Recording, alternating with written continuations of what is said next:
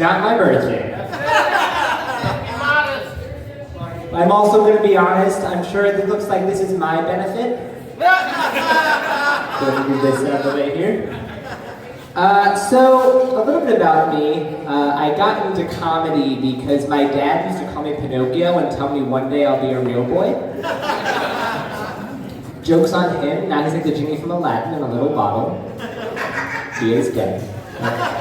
People tell me all the time that me and my dad look alike, and I want to assume it's the lazy eye, because I'm definitely not that ashy. I don't know. More about me, no, I do have a little bit of discrepancy with my legs. It was the stanky leg incident, and I can't figure out how to get it to go back. For those of you who don't know me, again, my name is Billy, and actually some people call me Cripple, which is cool. But some people call me Slow Chumbawamba, because I get knocked down, I get up again, it just takes me a little while. My legs are so messed up that I actually have to blow on them like a Nintendo 64 cartridge when I'm walking up a hill. It doesn't help, but it gives me hope, you know? So I was actually taking a lift here today, and my lift driver told me to break a leg. And then I tripped when I got out of the car. I'm not gonna lie, that was pretty messed up. But also, usually when people tell me to break a leg, I kind of like just say I already did, and then people get mortified. So, yeah. No, more about my dad though. He was a really cool guy. I think he's the reason I'm single though. So, for example, I have this urn in my bedroom, and I feel like when I bring a woman home, he's gonna be watching what we're doing, right? And people ask, Billy, how's he gonna watch what you're doing? I put googly eyes on him. Kind of matches the vibe of his real eye, you know, makes me feel more at home. I also think I'm single because I do a race car bed. It's crazy, no, I really do. If I ever get to have sex in said race car bed, I'm gonna say like ka-chow or Lightning McQueen. It would kind of be like more like Lightning McCream at that point. I honestly thought about this too, like I really just want to be able to teach a woman how to ride dick shift. There was no content warning for this, and I am so sorry to the one child that's here. I totally forgot. Nah, he's heard worse, his dad's a comedian. I am so sorry, Judy. Oh my god. They're not even paying, it's okay. People tell me all the time that I look like a video game character. And anybody have a guess of what video game character I look like? Toad. I look like Toad? Okay. Some people say Mario, which is pretty racist. I am Italian. But other times people say the monkey from Temple Run. And I can't tell if it's because I'm really hairy or sometimes I walk like this. I was on Tinder recently, and I matched with a girl, and her bio said looking for a handyman to marry. Now, I'm a handicap, not a handyman. There's a difference. The only handy thing I do is to myself on a lonely Friday night. I'm thinking about switching that to make it more days, because I'm a firm believer in masturbation. I really feel like we need to get rid of the toxins in our body, the toxins known as children. Yeah, I'm also on Tinder because I'm afraid of marriage. Not the whole like commitment part, like that's fine. I'm just afraid that if I get on one knee, I'm gonna fall over. So I will say I actually am a disabled rights activist, which is like a big important thing. I really believe that people with first off, special needs is a dumb term. I think that anybody with the term special needs, like it doesn't make any sense. Like I don't think that my need for a big booty woman in Cavassier is any more special than everybody else's. You know? I also really hate it when people say they have my back. Like, you took it, that's why I walk this way? Yeah. I will say there are perks of being disabled. I call them perks of being a cripple. And by the way, that is the sequel, The Perks of Being a Wallflower. Just don't look it up. First perk, there's handicap parking. Anybody here do that? Oh yeah, I forgot. There's always gonna be one. That's mine, actually. No. Anybody get to cut lines at Disney? Good. Also, if the zombie apocalypse happens, all I gotta do is walk like them, which I already do, and I'm getting away clean, you know? Like, nobody's gonna suspect me. It'd be like, where's Waldo in that bitch, you know? I will say though, like, games in childhood I always struggled with, like, never got picked to play kickball. I wonder why. Never got picked to play kickball, but with hopscotch, I was actually a world champion.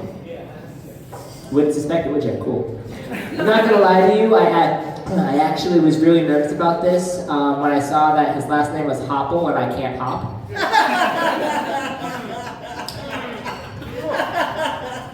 Yeah. I love Russell. Russell can come to every show and I love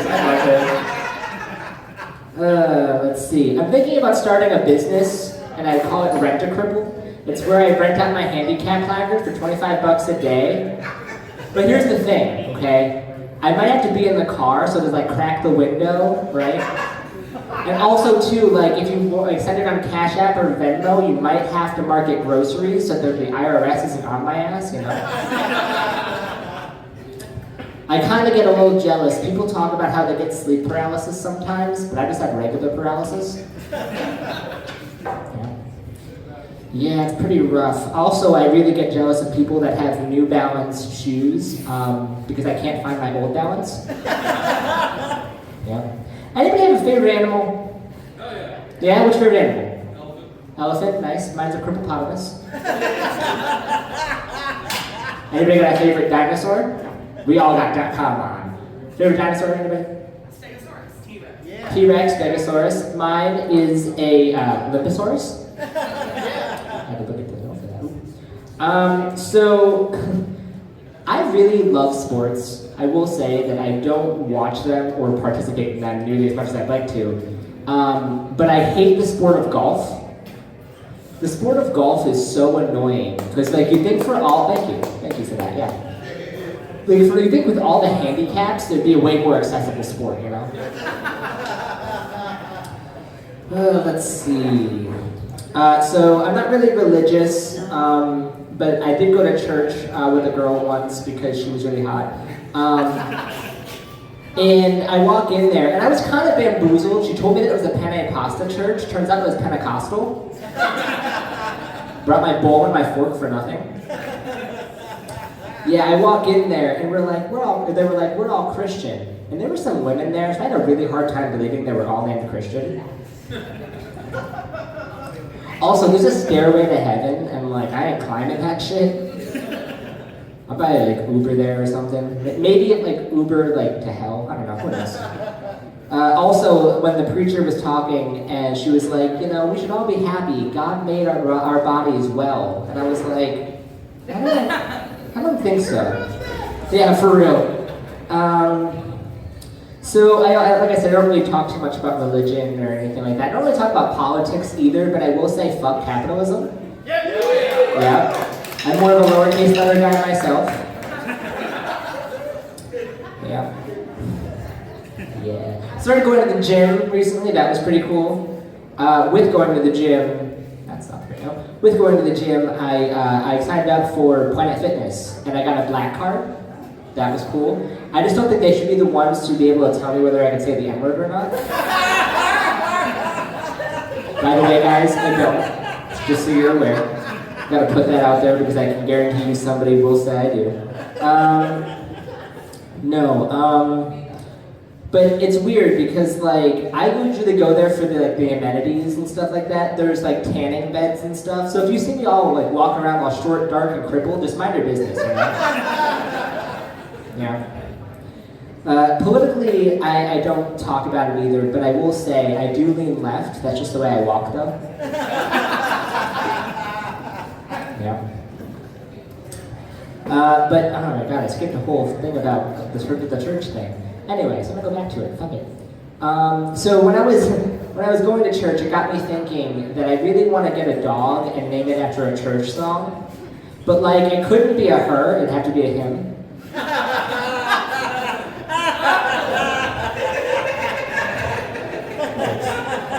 Those words circling back, that was good. Yeah. I don't know when to do the last break on that. Oh god. Okay.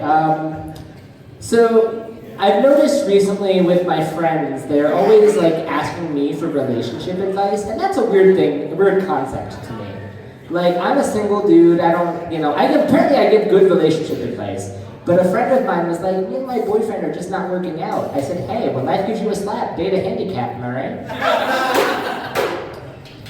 I've noticed too now, a lot more people are, playing music when they have sex. Sorry, Jude, block your ears. And I thought about this. If I ever do have sex, you're so sweet, I love it. No, but if I do get to have sex ever again, which is, I know. But I want to play Cool with the Gang in the background, because it would be a celebration once you get down on it.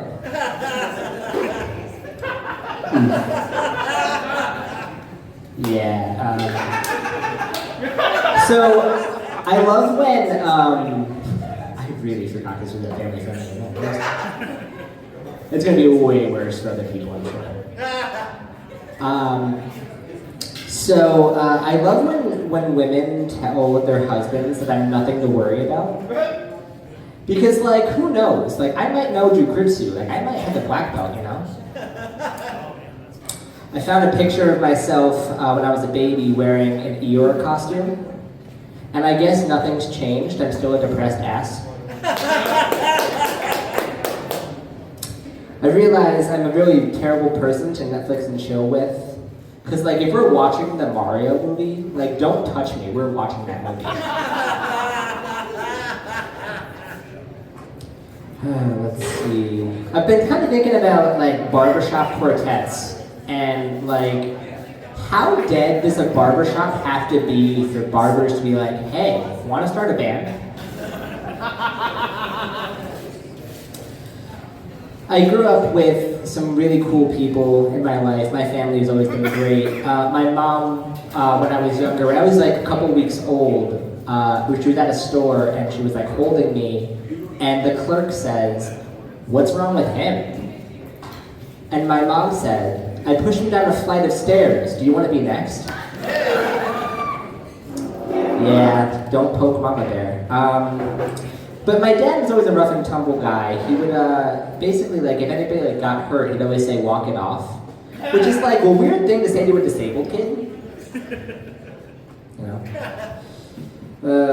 Which is crazy. So I do have a disability, but I don't qualify for disability. Thank you, Pennsylvania. I don't qualify for disability, but it's weird because I contacted my ex recently, so there's something going wrong up here, My ex is now aware that I do comedy, and she was like, oh my god, you should do comedy at my wedding. And I was like, dude, the whole wedding's a comedy. I'm not... No, thank you. By the way, I will say I got here kind of early, gratefully, but I did request a pet Uber because I was like, I want to save as much money as I can, and they wouldn't let me. They were like, you don't even have a pet with you. I was like, I got that dog in me, Didn't work. I was talking to a friend of mine about how when we would get punished as kids, and my mom, whenever she grounded me, she would just take away all my electronics, like normal, right? And instead of putting them somewhere hidden, she would just put them on a really high shelf. Because I've been the same height since I was 14. Yeah, great time. So I did have helicopter parents as a kid. Helicopter parents are a crazy thing. I know strict parents are a thing. But my helicopter parents are in the fact that if you lift me, my legs go like this. Yeah. Yeah, it's a lovely time. Let's see. Not gonna do that one. That is a bad idea. Okay. I'm learning, I promise. Oh my gosh. So, let's see. I thought about switching into being a crossing guard as a career, mainly because my eyes look both ways as is. Yep. I actually got a raise at work recently. They gave me a ladder. Yeah. Let's see. I can't be like a paralegal because I'm already a paraplegic. So. Anything. All right. Cool. So I realize that I look very Italian. I am Italian, Irish, and German. I primarily look Italian. That's great. I was comparing my 23andMe to a friend of mine's, and I was like, oh, I'm 0.3% Jewish. I'm Ashkenazi Jewish. And he was like, oh, wow, I'm Hasidic Jew. I said, I don't care what your pH balance is. Like, I really just... Turns out it was Hasidic. Who knew? A friend of mine recently told me that if your hand is bigger than your head, you have autism. I thought it was just simply because I like trains. Yeah. Speaking of that, like, I think there should be a train cover band full of fully autistic people. That'd be pretty cool, right? Hell yeah. Wrong train, but you know. Let's see. I'm very much into poetry. I go to like poetry nights sometimes. That's pretty cool. And doing that is kind of weird. So like being Italian, instead of snapping, I just do this in the air. It gets the same effect, you know. It depends. I even get like a cannoli with it. So let's see. You know, I can't be a cop either, mainly because like, what is aggravated assault? Like, if I assault you, shouldn't you assume I'm aggravated? Like, what's joyous assault? Doing a little dance before you knock somebody out? Like, I don't understand. Let's see. I'm 27 now, and they say when your brain fully develops is 25, and that's kind of weird to me because, like, this is not fully developed. But I will say I get really dumb thoughts sometimes, and one of them recently was all metal is death metal if you hit it hard enough. Think about it, man. I love that. Alright, so let's see, I'm gonna get ended out here, well, almost. So I was talking to a friend of mine about puberty, and it was two friends of mine, and my one friend was like, I got my period at 9 and my boobs at 10. And I was like, dang, you had a really busy morning.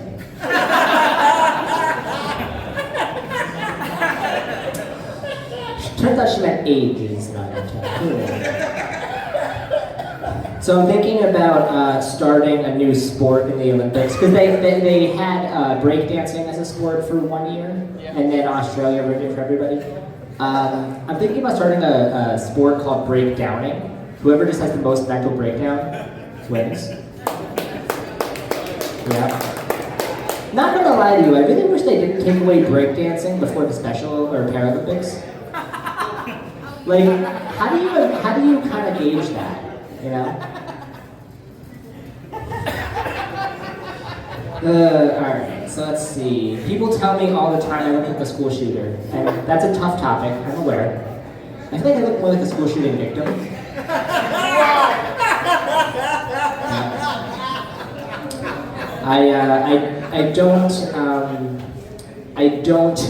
I don't drive, but I'm mainly because, like, with insurance claims and all of that, like, if I'm driving and then I get out of the car unscathed, they still might open a false claim. Yeah. I auditioned for a play. Who likes theater? Okay. I auditioned for a play, and it was a story about a person. Actually, I think it was Hunchback. It was a Hunchback, and I auditioned to be what's his name? Quasimodo. I auditioned to be Quasimodo, and they told me that I couldn't because I looked too much like him. That was cool. But still with driving, it's weird because I still get traffic texts like, you owe parking tickets, and I don't. I texted back, I was like, God took away my ability to drive years ago. Alright, so I'm gonna end off on this. I have light up shoes. Okay? Hear me out.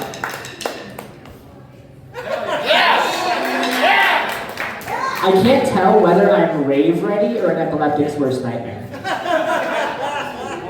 Alright, I'm ended off on this. I was the sperm that won. Bye guys. Support NEPA Scene, support Dan Hoppel, and have a great night.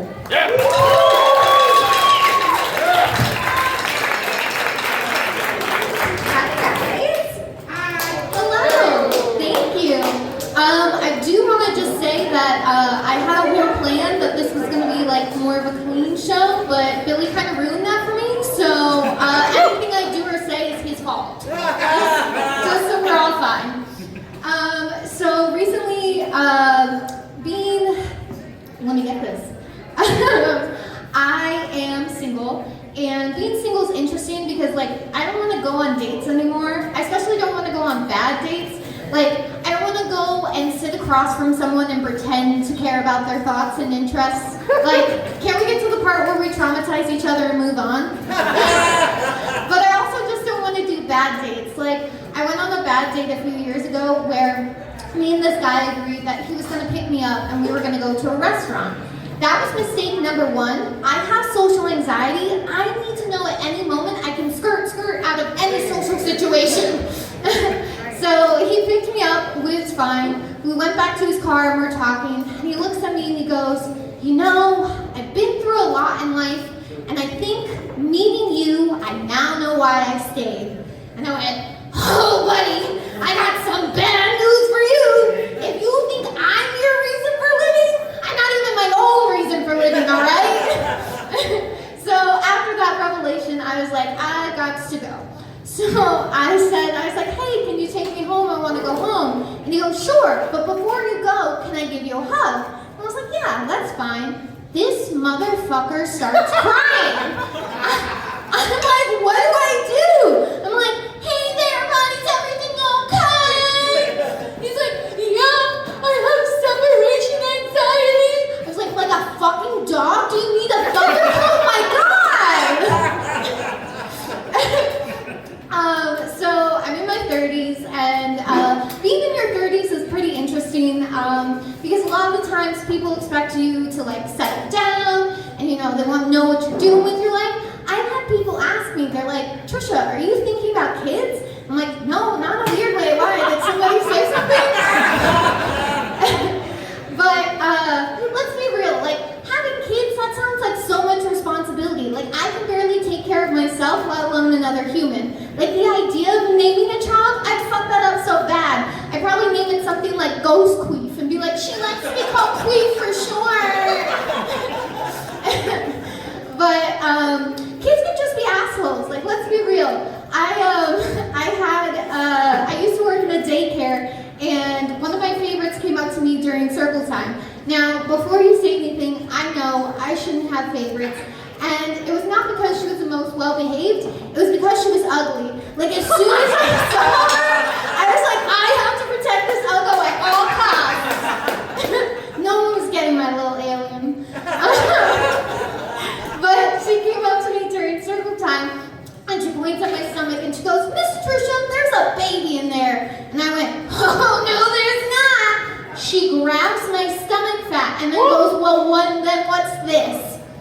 I have never been more insulted in my life. I said, stop touching people and go play. But what I really wanted to say was, well, listen here, big Betty, no one's talking about your 5-finger forehead, so mind your fucking business.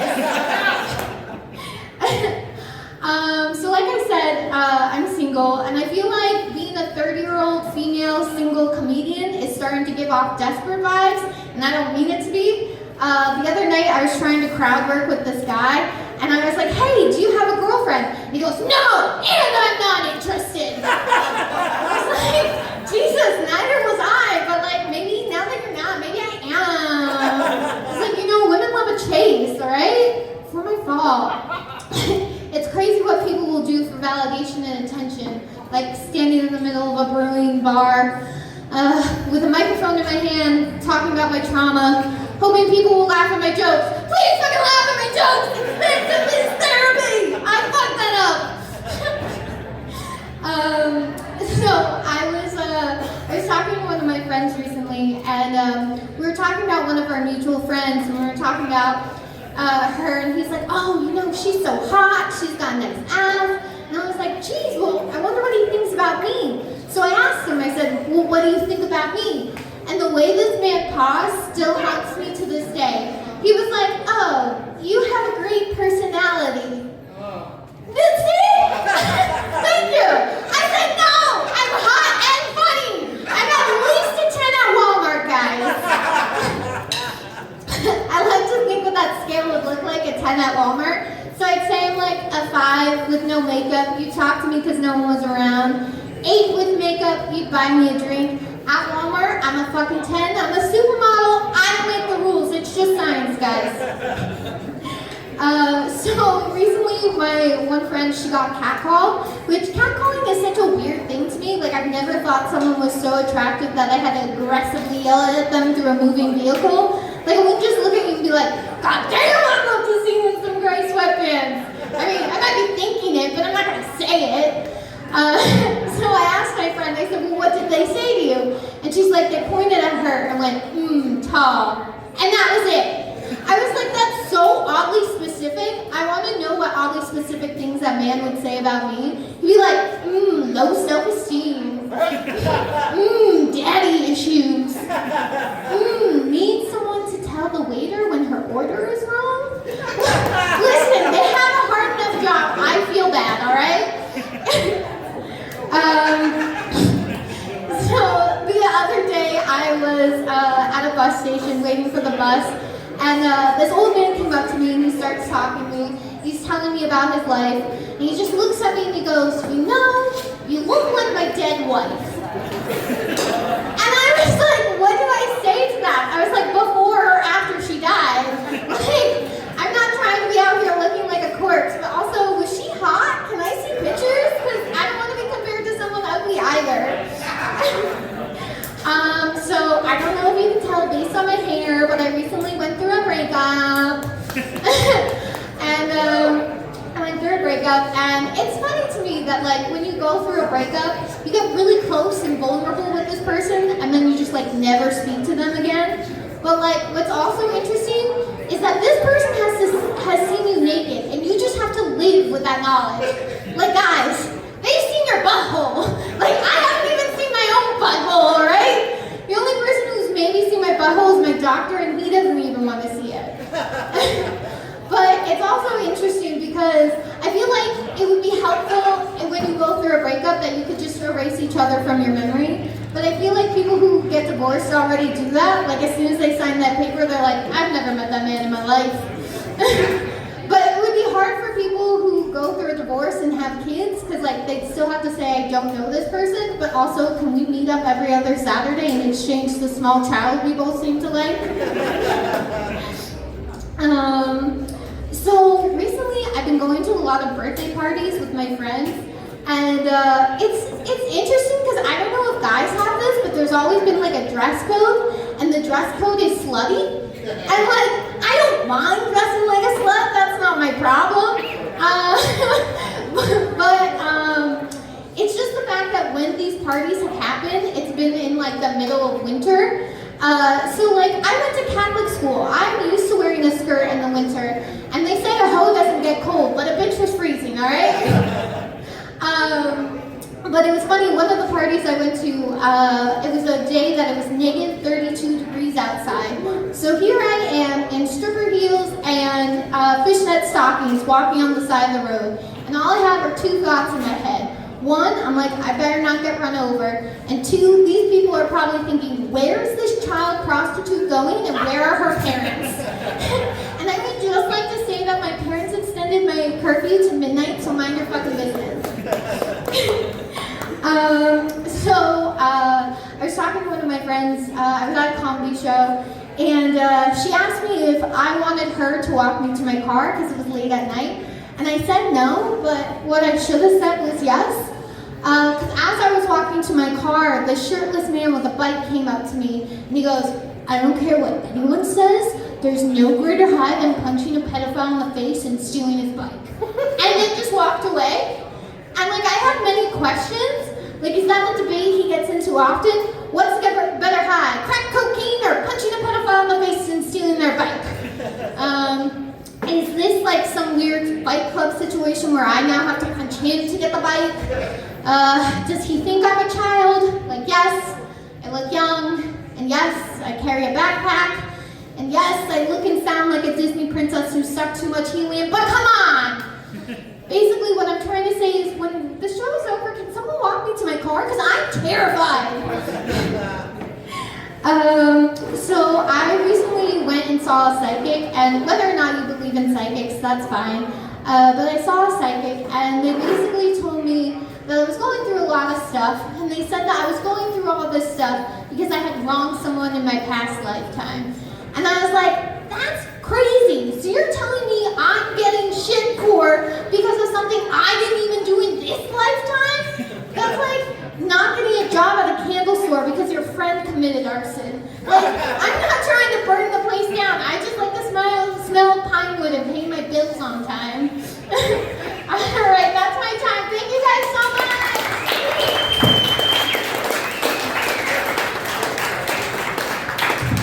All right, thanks, Rich. What's up, Scranton? How are we? Decent. I appreciate the honesty. Decent. It's kind of hard to be woo in this economy. It is kind of hard, man. Like, whenever people are like, woo, in response to how we doing, I'm like, you're dishonest, you're lying to me, I don't like you. Man, I haven't been feeling very woo. Kind of been like, ooh boy. But here we are. Here we are. I love Scranton. I love doing shows in Scranton because I identify with the Central Scranton Expressway. I'm sorry, I didn't mean to dead name it, the President Biden Expressway. Because I am also constantly under construction, and people avoid me unless they absolutely have to deal with it as well. So here we are. Guys, do we like scary stuff? Yeah. Do we like spooky stuff? Yeah, dude. I've been watching this show. Super scary. I'm watching it every night. But like, if you're not watching it, you should be. Sometimes it's a little too scary for me. It's called The News. Yeah, too spooky for me. Too spooky for me. I am, I love scary movies, and I love, streaming, but I'm also a cheapskate, right? I'm also, way too cheap to pay for the plans that don't have ads. So, quite frequently, the scariest parts of these movies are the jump cuts from the movie to the commercials in between. Because it's always, 5 decibels louder than the actual movie itself, right? Like the killer's chasing somebody, cuts to their face, their eyes get really wide, and then it jump cuts to a commercial. Someone's yelling at me that me or someone I love may have mesothelioma. It's not good. It's not good. My favorite one recently is I was watching The First Omen. It was solid, 3 out of 5. It's okay. But there's a fairly graphic birth scene. And about halfway through the scene, it jump cuts to a Chick-fil-A commercial. I thought that was hilarious. Hilarious. So, man, I'm an uncle now. I think that's awesome. My niece is 2 years old. They're raising her in a bilingual household. She will be speaking both English and Spanish. Yeah, man, I think that's awesome. But, my problem is, 3 years of Spanish in high school, I didn't retain shit, right? I want to meet her where she's at though, right? But what am I gonna do? I'm not gonna do Duolingo. I disappoint enough people in real life. I'm not throwing a cartoon bird into the mix. No, thank you. But I figured it out. I think what I'm gonna do, I'm just gonna listen to a lot of the band Sublime and hope a word or two sinks in. You might be like, John, maybe you should practice the language a little bit. If there are 2 things I do not practice, it is the Spanish language and Santeria. You might be like, John, that's 2 Sublime jokes in a row. You're pushing it, bud. Too bad I say, fuck that. It's what I got. Remember that. Remember that. Oh, God. I also have a nephew who was born yesterday. Yeah, dude. His name was Calvin. And he's 8 pounds and 8 ounces. He'll be able to beat me up by Christmas. And yeah, man, all of my sister-in-law's doctor's appointments were going very well. And at one of them they said, oh yeah, the baby's very healthy, very long-limbed. And people were like, "You excited to be the uncle to a nephew? Long-limbed? My brother's 6'4", okay? That kid's gonna be taller than me when he's fucking 12 years old. I'm gonna be afraid to babysit him. It's even a tall name, Calvin. All right, time for bed. Listen, Baldy, I go to bed when I say I go to bed. Now go get me some fruit snacks. Mom and Dad don't buy them, but I know your fat ass does. Chop, chop. Chop, chop. Man, so I am 34. I'm at the age where a lot of my friends are saying, like, I wish my parents would stop asking me when I'm gonna settle down and have kids. I wish my parents would start asking me that. Because, like, they've never asked me that question. That silence is starting to hurt. It's starting to hurt. I'm starting to think my parents think I can't get laid. Which, like, there's not that much evidence to support the fact that I can. But I'd like them to think I can if I wanted to. So I went on like a pretty terrible date about like recently, which I know is weird for you all to believe because I know I present myself like an asexual muppet. Thanks, Russell. Love you, buddy. And yeah, man, it's weird, but like. I was sitting there, and I'm like, I want to take it slow. And her response to that was, I want you to meet my kid? What am I supposed to do with that? Right? Do you think the kid would be pleased? Like, imagine, Mom brings me home, the kid steps into the room. He's like, are you my new dad? I don't want you to be. Mom, look at this guy. Does he look like he can throw a football? Like, do you still have Jeremy's number? It's like he's dumber than a bag of rocks, but at least he can throw a football. Sorry, my God. But imagine if she did take me home to meet her kid, and I'm like, all right, sure, I'll meet him. And she just takes me home, she takes an urn off the mantle, and she's like, this is Christopher. And my immediate reaction is, oh, I'm so sorry, but thank God. Because my concern went from don't ruin this kid's life to don't knock him over. And if I do, it's not a big deal. I know how to use a vacuum cleaner, I know how to use crazy glue, I know how to keep a secret. So we're golden. We're golden, baby. I'm never really as conflicted in my life as when I see a child on a leash in a supermarket. I'm doing this joke just for Russell. Because he loves this joke. Because on the one end of things, like, thank you very much. I want your grubby child nowhere near me. Like, I'm trying to shop. I don't need Chad doing parkour in the cereal aisle next to it. I don't need that. But on the other end, when I see a child on a leash, I'm very upset. Like, they're setting that child up to fail because, they're setting that child up from a very young age to be a sub. And we all know that being a dom is where the money is. It's economics 101, really. And they're setting that child up to fail. I don't think that's very fair. So, man, I rarely answer phone calls. I don't like answering phone calls.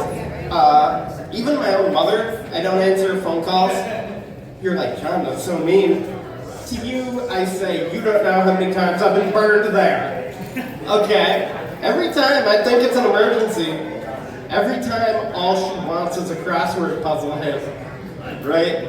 Pick up the phone. Yeah, Mom, what's wrong? Hey, letters. John Carpenter movie featuring Kurt Russell and Wilford Brimley. That's the thing. That's the thing, Mom. You got anything else for me?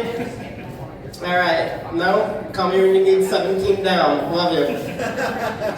But on the other end of things, my phone is gonna ring one day, and I'm gonna decide to give her another chance, and it is gonna be an emergency. And I'm gonna be like, yeah, Mom, what's up? And she's gonna say, John, your father's in the hospital. And I'm gonna say, man, that's tough. How many letters is that? How many letters is that? Is that Big Fish? Sounds like the plot of the movie Big Fish. Man, don't cry, Mom. It's just a crossword puzzle, man. Just Google it. Just Google it. Oh boy. But hell yeah.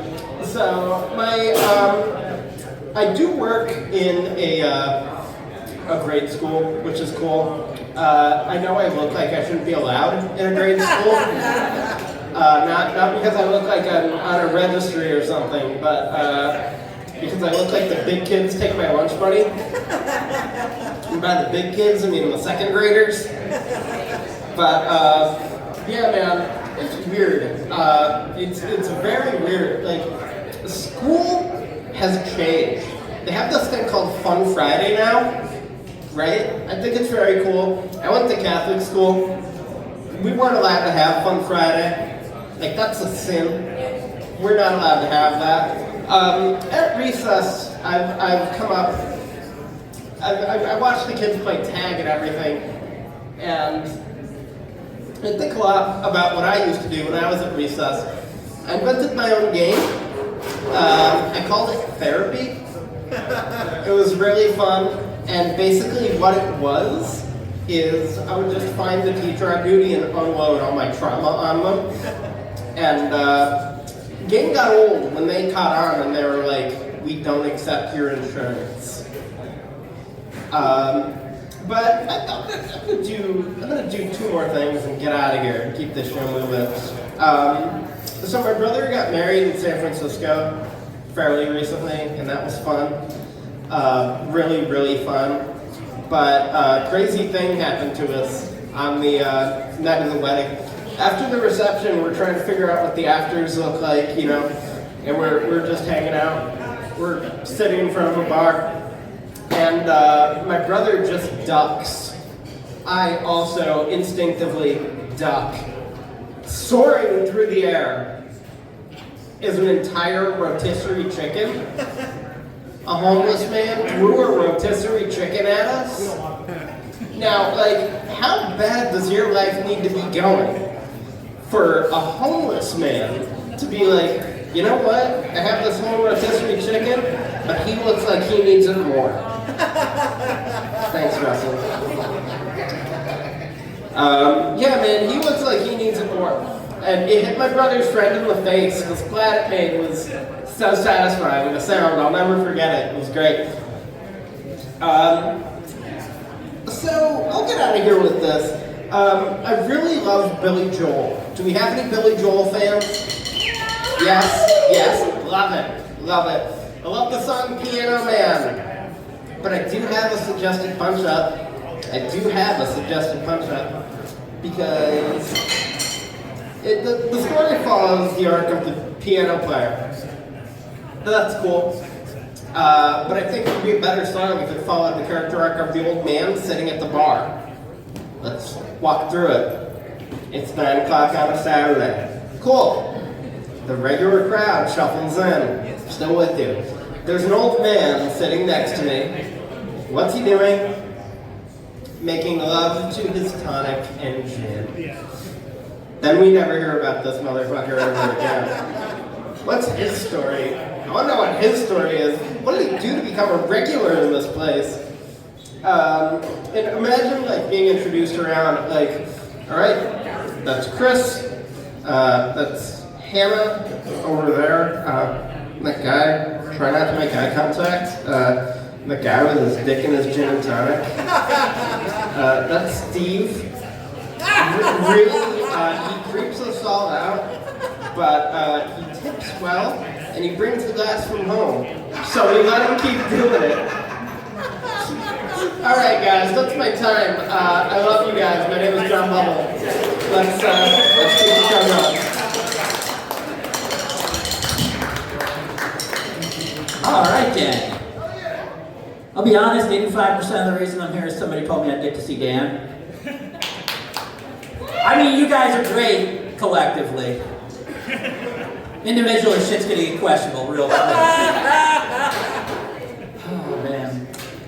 Once a pedophile and I laid our head on Dan's chest.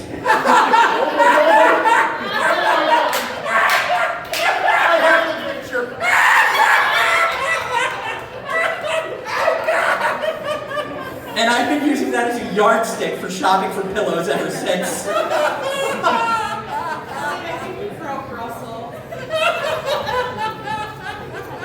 I don't win until he uses his inhaler.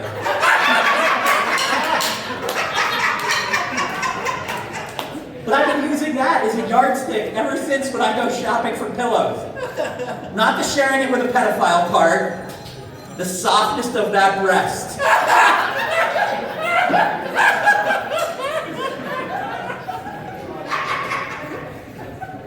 Dan and I go way back. Dan has been there for many of my worst comic experiences. I'm going to say 3 words that are going to send chills down his spine right now. Luzerne Fall Festival.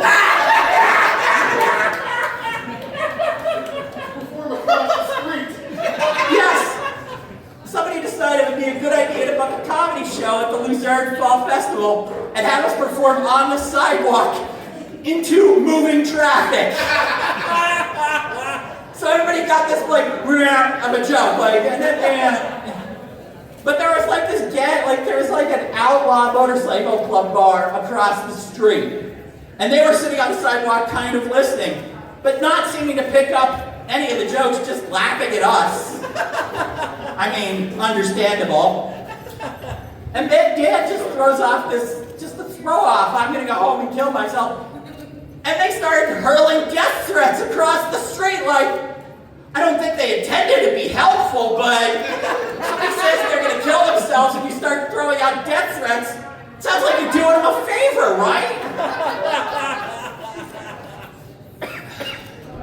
I forget, were you on that benefit in Waymart? Where I learned a lot about Waymart? Yes! Like, here's the thing, guys. I watch a lot of horror movies.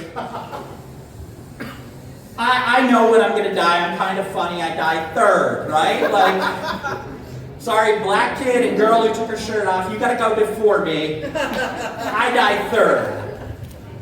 Because, here's the thing. I live in a city, and there's crime in a city, you know. You might get mugged. Maybe you'll get shot, hopefully through a non-fatal area. Somebody might steal your phone.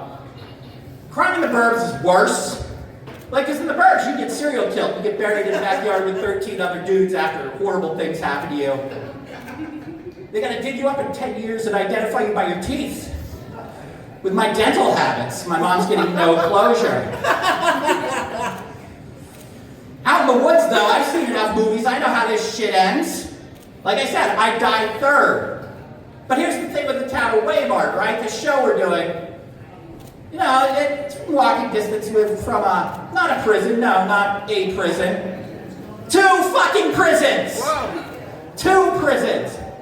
Like I said, I died third. Except the whole show's filled with comedians, so who knows? Who knows when we die? Dan was not there for the show I did at a pirate bar once. I was told I was doing a show at a pirate bar. I even wore a jaunty little costume. You know what their idea of a pirate bar was? They had a few stuffed fish on the wall. Looked like a fucking ass clown.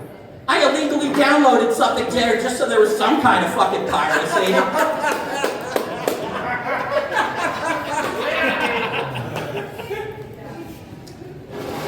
Let's see what else we can talk about here. I'm gonna keep this short. I know Dan's a wrestling fan. Any other wrestling fans here? Yeah! Yeah, you people fucking understand it. It's the best form of American theater ever created. And I think everything would be better like if it was more like professional wrestling, right? Like, my sandwich at Subway, decent, whatever. If that guy was trying to be the world heavyweight champion of sandwich artists, he would have doubled my meat for free. And he wouldn't have forgot the sweet peppers. Like literature, I love Steinbeck. He's a great voice for the working man, you know.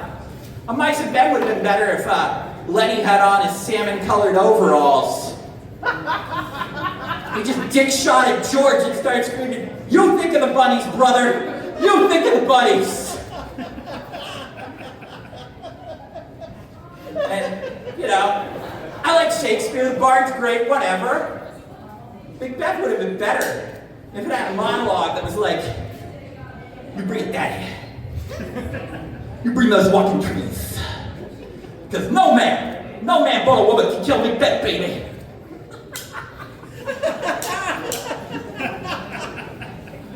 I get that joke's a hard sell. Because if we're making Venn diagrams of people who know enough about Shakespeare to understand that monologue, and are worried because I just called it Macbeth and not the Scottish play. And people, yeah, I think it's fine. I think it was only dangerous at the little theater, Trish. And people who know enough about wrestling to understand how fucking good my Dusty Rhodes impersonation is. You get my toothless face in the middle of that Venn diagram. And I brought up Venn diagrams, so I'm barely in any of it. I used to drive a tiny orange car. Dan has a picture in it. It's the funniest picture ever. Oh, that was funny. And unfortunately, that car died. But when you drive a tiny car, everybody wants to fucking talk to you about it. Like, has anyone ever driven a weird car? Yeah. You get like the worried people like, oh, don't take that on the highway. You're gonna die. And like, okay, I'm just gonna keep my travels within my fucking neighborhood, man. Thank you. Thank you, Grandma. Not actual Grandma, they were both dead. And then you have the people who are like, oh, I'll run that over in my big truck, somebody said. A, sir, illegal, crime. B, you gotta fucking catch me, all right? You're not gonna. Because I'm gonna run. I'm gonna leave my car there and fucking run on foot and hide. Like I said, I die third. Oh, Betty Boop. Let's see, what else can I do? You got any stories you want me to repeat, Dan? It's your party, man. You can cry if you want to. I can't think of nothing throwing a blank. Something weird. Go old school. Old school. Something from Donahue's. From Donahue's. Do you want me? I performed my first set ever at Donahue's. South Main Street, Wilkes-Barre's been very fucking good to me. But once I went to an open mic at Donahue's. And I was backing into a parking spot, and a woman waddles over and gets into my car. I look at her, she looks at me, I look at her, she looks at me. And then I realize what's happening here. Oh, I'm just parking here, ma'am, I say. And it's clear that she thinks I am trying to pay her for sex. And I'm like, I'm just parking here. And she storms out of my car and yells at me, then why'd you wave? And I'm like, I didn't wave! And I felt guilty, because that's the kind of man I am. Another time I was at Donahue's, and this woman walked up with a sack of meat, a green shopping bag with just a giant piece of meat in it. It was like, you want to buy a tenderloin? This is $50 worth of meat! And I'm like, ma'am, I don't buy meat off the street. I could make a nasty joke about the prostitute that just got in my car, but I'm not, because I'm better than that now. I wasn't then. Yeah. You remember at the main meeting when Jim would always get mad because I'd order cheese on my BLT? Seriously, this guy, he's making my sandwich and get fucking pissed because I'd be like, can I get a BLT with Swiss? He's like, that is a bacon, lettuce, and tomato. There's no cheese. And he got very mad about it. Like, some kind of weird sandwich Nazi. So weird. And then Dan and I also used to do the open mic at Wisecrackers, where once I heard the saddest sound I ever heard at a comedy show. Do you guys know what the saddest sound you'll ever hear at a comedy show is? The whir of a jazzy leaving the room.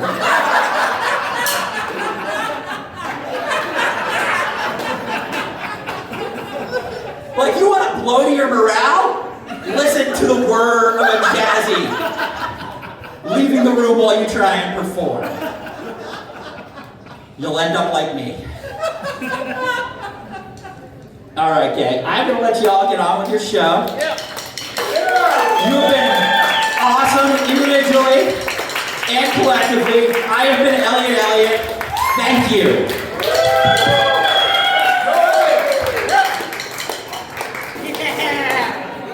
Hey girlies! Who wants to get ready with me for a night out in Scranton? Okay, we're gonna do this quick. I'm unboxing here.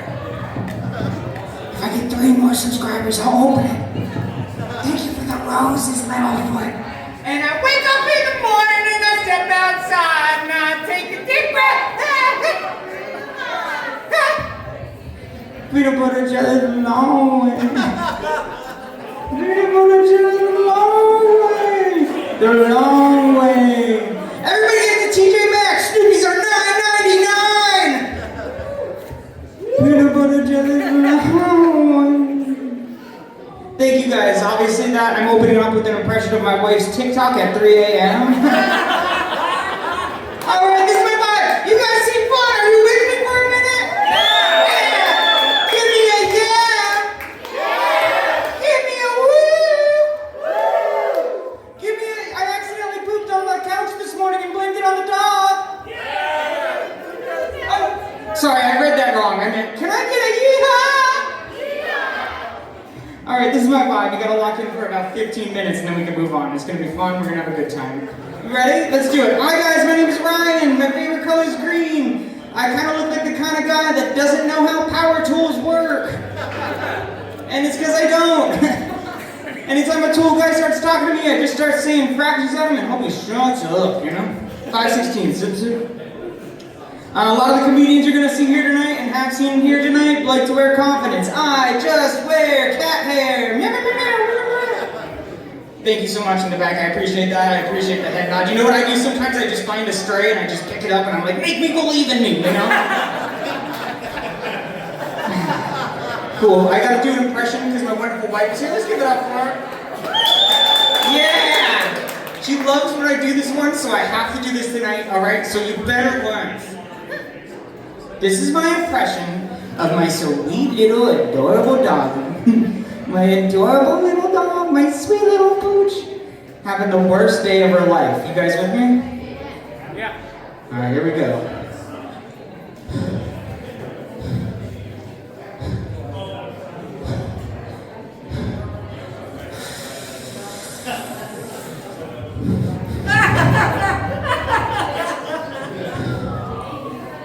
Rough.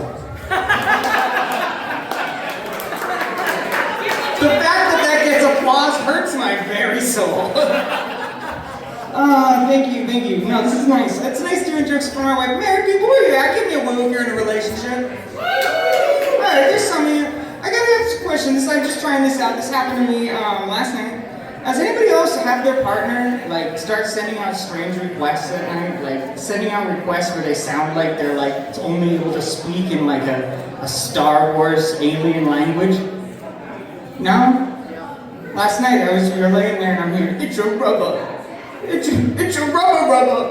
It's a rubber. It's a rubber. It's a rubber. It's a rubber. Peanut butter jelly the long way.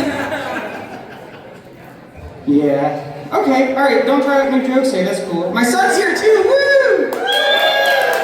That's why I'm working clean tonight. He's a sweet little boy. He likes to, usually like I leave him home and it's fine because I have a lot of newspaper, you know?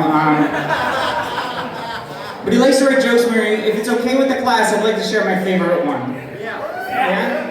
Alright. My dad's so bald, I started taking Rogaine just in case. What is he talking about?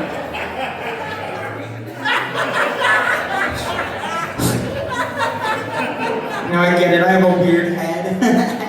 I look like I went to the barber and was like, yeah, could you just like take off all the sex appeal, you know? But it's cool because like this guy, cool guy, you could talk to this guy, right? This guy looks like he talks exclusively about feet. Cool dad, buy, sells, trades feet. Now I know who's on Feet Finder. Okay, cool. Alright, I'm gonna try some of my cleanest jokes and we're gonna see if you like them. Here we go. I like how something nice that you eat off of also sounds like the end of a bad domestic spat with a country. Fine, China! Alright, I'll keep the house, you keep the kids. Boom, boom! Okay, cool. We're gonna fire through these. Maybe you'll like more. This is another one my son inspired. I actually yesterday got in a terrible, terrible bumper car accident. Yeah. I didn't hit shit. Sorry, Jude, can I say shit? No, alright. I didn't hit nothing. Didn't hit nothing. I did also, I also learned how to play dominoes this week, guys.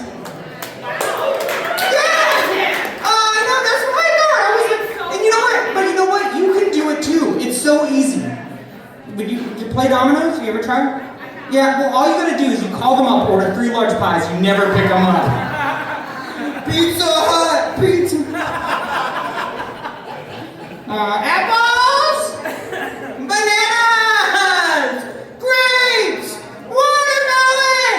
Apples! Bananas! Grapes! Watermelon! Sorry about that, guys. I got caught in a Fruit Loop again. Clean jokes, 12-year-old, right there. All right, this is what we're doing.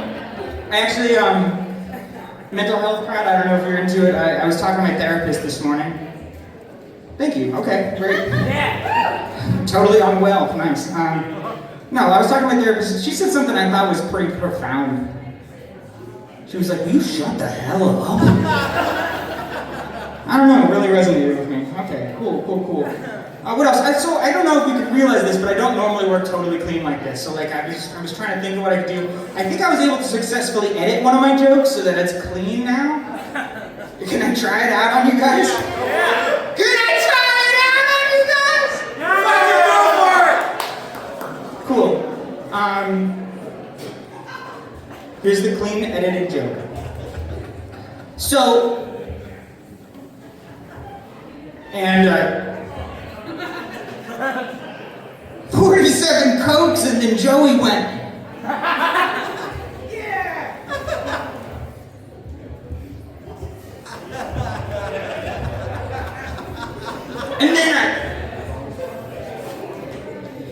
And that's why I don't talk to my dad anymore. You got it, right? Alright, you guys want to hear a sketch idea? You seem really cool, you seem frisky, like fun, and you're totally cool with this, right? Alright, you gotta put your imagination hats on for a second. We're gonna go outside of the box. Picture this, right? A knight in shining armor starts walking into a movie theater, okay? Clink, clink, clink, clink, clink. He gets his ticket, clink, right? He goes up to the concessions, he gets his concessions, he gets into the theater, right? The previews have already started, he was off being chivalrous somewhere. And he goes over and he's clanking over people, swords to the face, the whole thing. And he sits down and the person next to him starts eating their popcorn real loud. And he stabs him in the neck. Thinking that's called the terrible movie night. Speaking of music, you guys hear that new alternative band that only uses hand dryer sounds to make their music? No? You seem hip. Really? Nobody?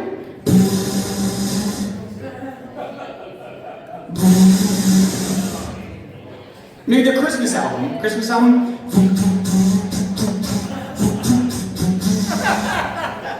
No? Well, they're called Environmentally Sound. Look them up. Sorry, after that movie night thing, I thought you might need some of my dryer material.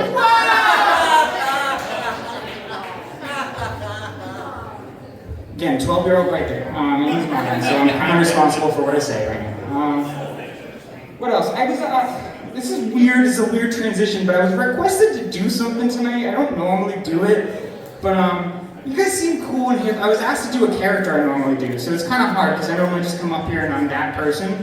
But I want you guys to like suspend reality for a second. I'm gonna shift gears, and you guys are all gonna be up. Hi, Papa! On the count of 3, okay? I need to know, yes, no, man, it's a live show! Let's go! Alright, we're gonna try it. 1, 2, 3.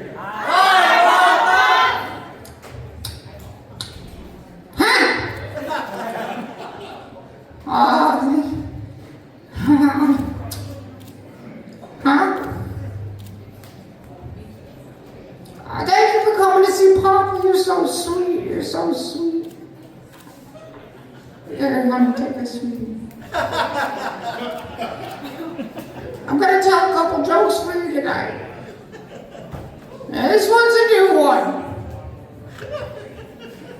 You know, every shell's a seashell if you look at. Oh, honey, you're so nice. You're so nice. Have a Splenda.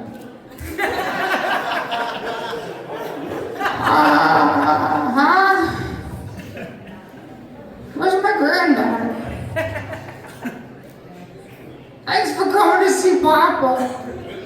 I'm gonna do a new one. You know, every shell's a seashell if you look at it. Still got it. I saw a sign that said max height, 6 foot 4 inches. And I said, that's great, but I don't even know the guy.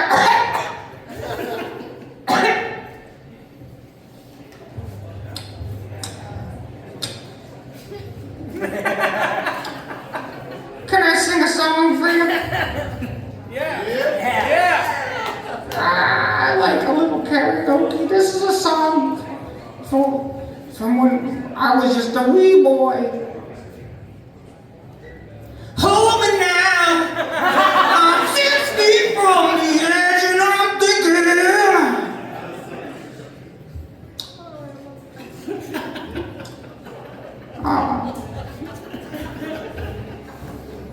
You know, they say picking your nose could lead to dementia. And picking your nose. Can I do a new one?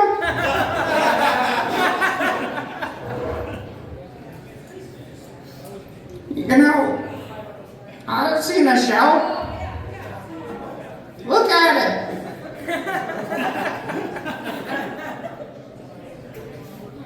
You're so sweet. Here, have a sweet. Alright, that's what I was gonna do. That's fine. I especially requested the time, so I was like, well, sure. You guys are so sweet. You guys ready for more comedy? Yeah, I don't normally do this game, but you guys were so cool, so hip, so fresh, so fun. I just thought I would bring my business cards tonight if anybody's interested. Thanks, guys, but they're actually not my business cards. I've just been finding a lot of really cool ones and writing that shit on them. So, you know, you can follow me on Instagram, or Amanda from Buffalo Wild Wings was really cool in Massillon, Ohio. Guys, I know I'm not everybody's favorite cup of tea, but honestly, that's fine with me, because I'm a human being, goddammit. I'm not a beverage. Don't you dare try and drink me! I've been Earl Grey. Thank you so much. Have a great night.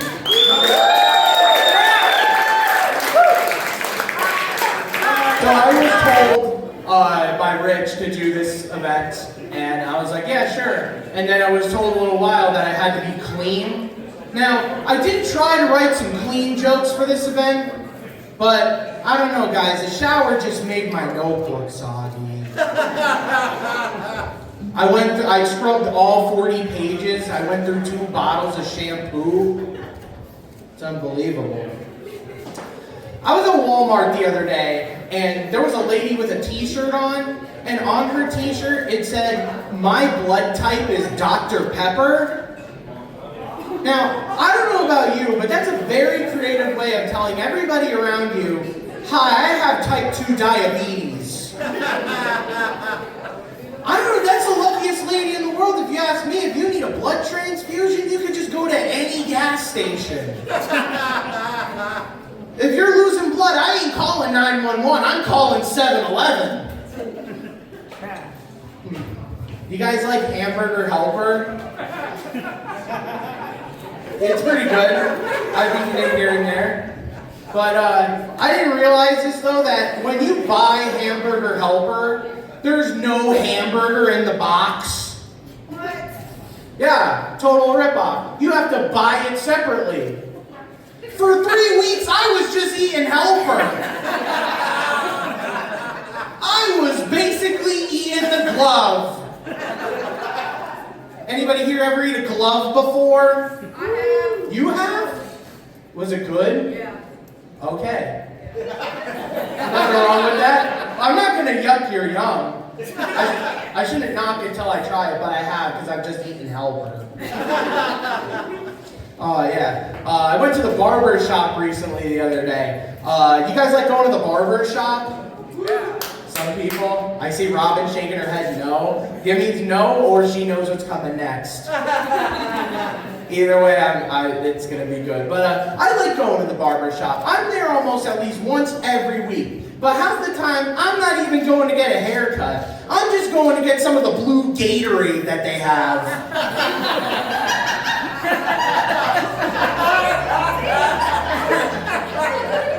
Anybody here ever have the blue Gatorade at the barber shop before? You shouldn't knock it till you try it. It's really fucking good. Since it's weird, because I didn't know that Gatorade has pulp in it now.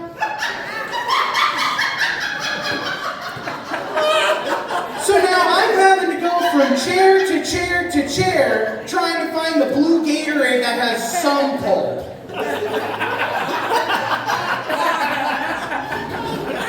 You know how many scissors and combs I had to dig through? You know how many taste buds I lost? I still can't drink citrus. I can't drink anything on Bob's shirt. How about this? I got an ad on YouTube the other day for Pizza Hut, and they were advertising that they're now serving hand-tossed dough. Pizza Hut now serves hand-tossed dough. What were they tossing the pizzas with before that? What was there, some poor minimum wage worker in the back just doing bicycle kicks with the pizzas? Dude's in there all like, when the moon hits your eye like a big pizza pie. That explains why in the bathrooms a sign said all employees must wash feet before returning to work. Like, what in the Dan Schneider is going on in here?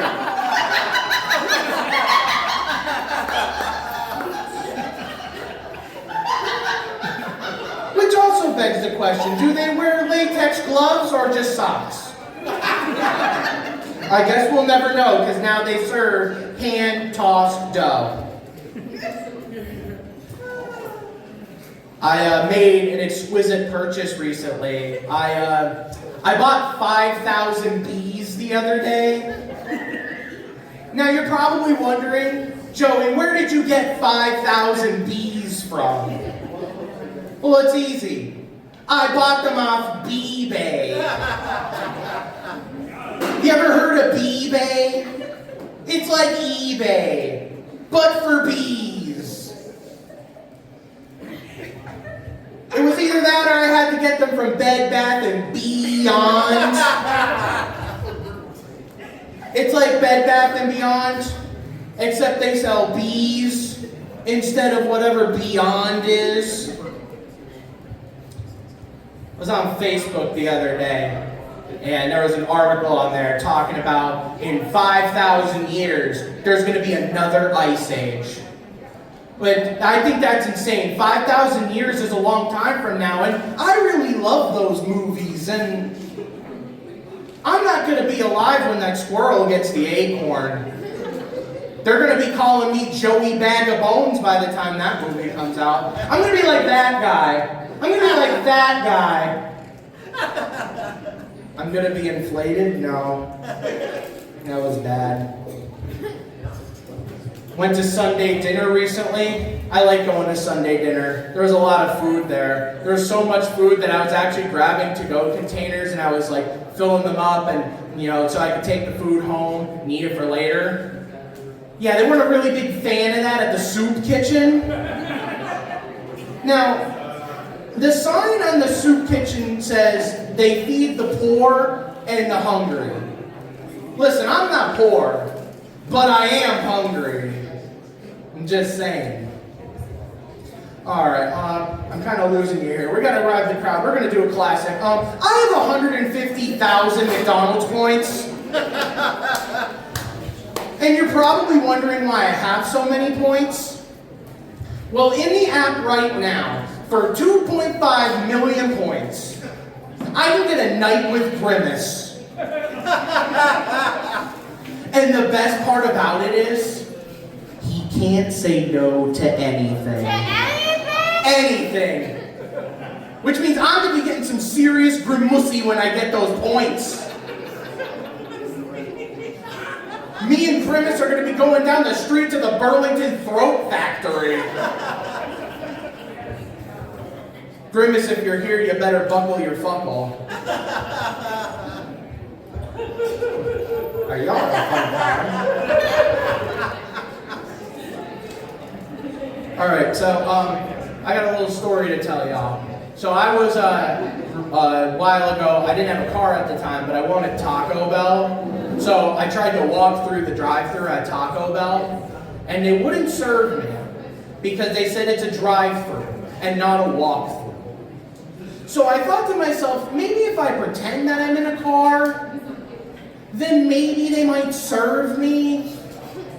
So I just go up to the speaker and I just start making car noises. And I don't know if you've ever heard my impression of a car, but it sounds like a crappy dirt bike. So I just go up there and I'm all like, ying ding ding ding ding ding ding ding, stir, stir, stir.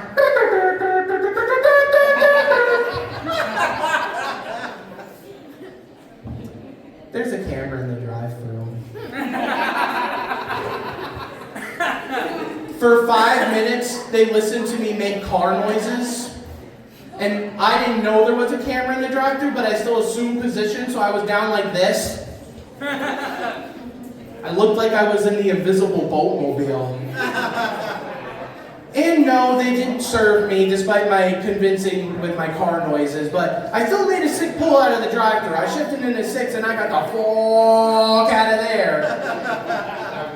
And all I did was just go up to the speaker and I was like, meow, meow. I had to do at least 3 laps around the drive-thru just to prove to the Taco Bell workers that I don't mess around. You should have just gave me the crunch wrap, which is a good time to bring up that I have 150,000 Taco Bell points. All right, y'all have been awesome. I'm Joey B. Donuts. Don't pick up any wooden nickels.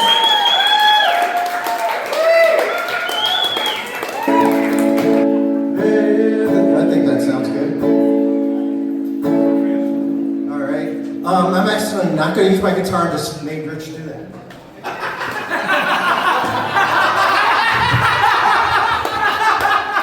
Come on. Hey guys, hey, whoa, hey, what's going on? Whoa, what's going on? Whoa, wait, what's going on? Wait, I am excited. I am so excited to be here. I am very excited to be here. Not only are we helping Dan, but I'm just really excited. I gotta tell you why. Want to know why? Want to know why? This is why. I have not had caffeine or nicotine in a long time. Today I had both. Yes. I feel like a mix between Kool-Aid Man, Macho Man, and Florida Man. I am one soy latte away from eating a motherfucker's face tonight. Watch out. Woo, yeah. All right. Yeah. Give it up for the man Dan tonight. We all love you. You're a big part of the scene. I know you haven't been doing it a while, but we have so many memories with you. I love you, buddy. Yeah. Don't you look at you in all that purple. You look great. You look like a pimp-ass Grimace. Keep Joey B away from him.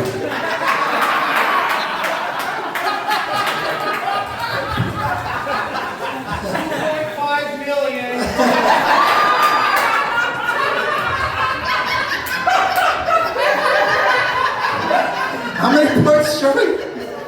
Damn it. So, damn it, what the fuck? So Ryan did an impression. Maybe I should do an impression. You guys want to hear an impression? Okay, a few years ago I had the honor of opening up for Gilbert Gottfried, and I never got to tell him this joke, but I wrote a joke in the style of Gilbert Gottfried. Would you like to hear it? Yeah. Okay. All right, are you listening? Yeah. Excuse me. I got a question. Excuse me, but how many dead hookers does it take to screw in a light bulb? How many? I'm asking you! Listen to the fucking joke! How many dead hookers does it take to screw in a light bulb? 1. 5? Not how many does it take to give me a hard on. How many does it take to screw in a fucking light bulb? So, first, this is how you get the dead hooker to screw in. First, I gotta find a dead hooker because I'm too lazy to make one. So I find this dead hooker and I put her in the trunk of my car. And I gotta find a friend who's a pussy. So I go up to my friend. I'm like, Ryan, change my light bulb. He's like, no. I said, change my light bulb. He's like, no. Then I pop him in my truck and I said, change my light bulb, where you end up like this, and he changes my light bulb so it takes one dead hooker. It's a little new, not so new about me. I have a girlfriend. Most comedians talk about being single, but I actually have a girlfriend. I think she's the right one for me. She's really kinky. She is so kinky. She likes to pull my hair. And I gotta tell you, my back has never looked so silky smooth. Yeah.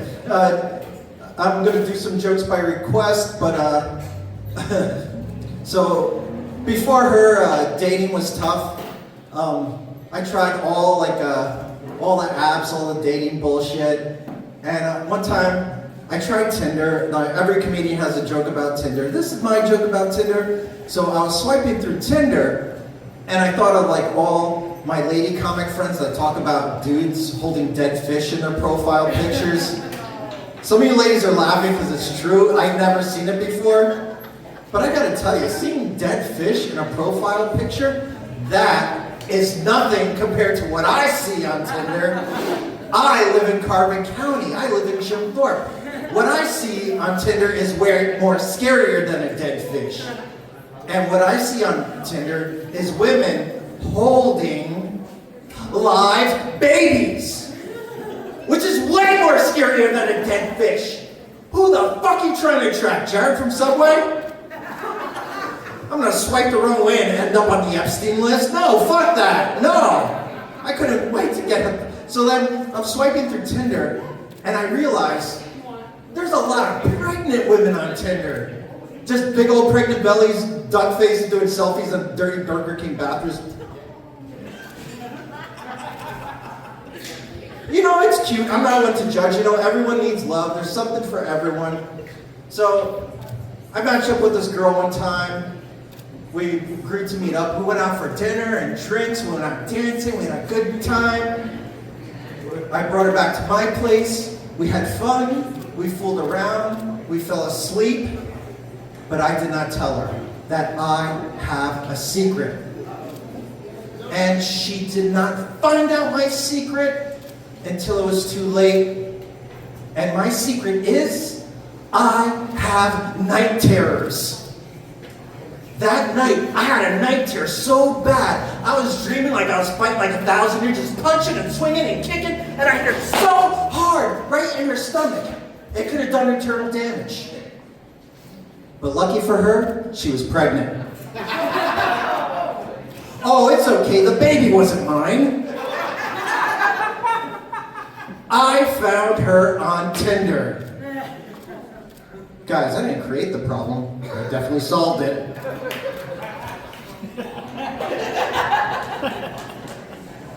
And without government intervention. Someone said, what happened to the baby? I named it Spot, because that's what it left.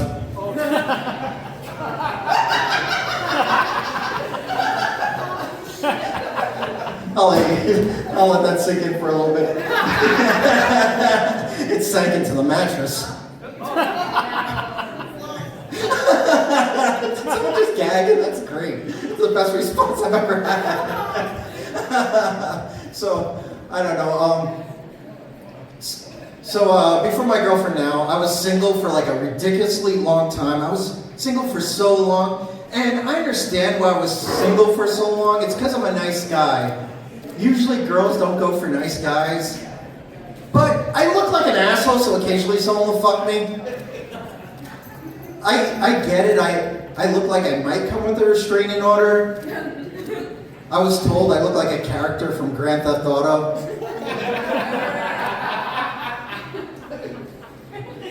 You ever watch that show Cheaters? Don't I look like every other dude on that show? And I get it. I know what I look like. I look like the type of guy that'll fuck up your credit and get your sister pregnant. So dating for me was tough. So I asked one of my best friends that I was in a band with.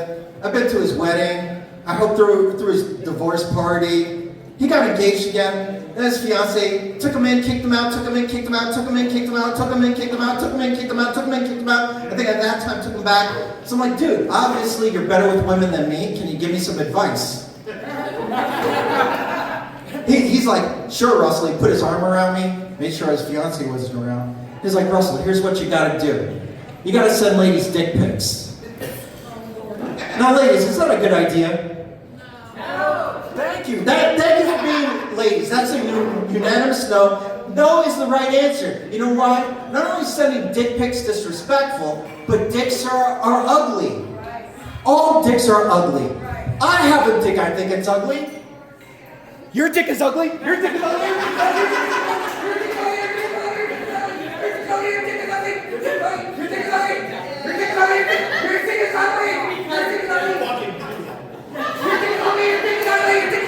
All dicks are ugly. My dick is extra ugly. I can't send girls a picture of this.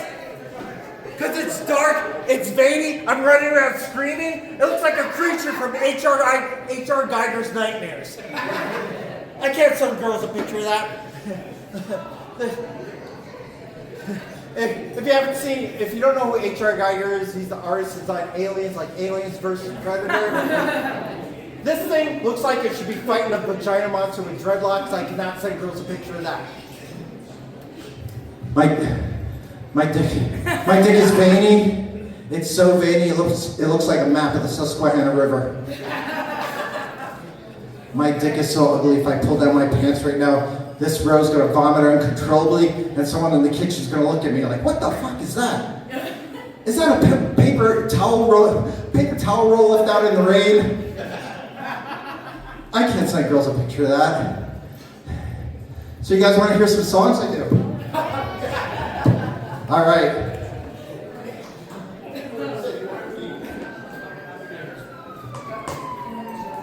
Russell, you got the cops call. Yeah, they heard me yell. It might be the first time.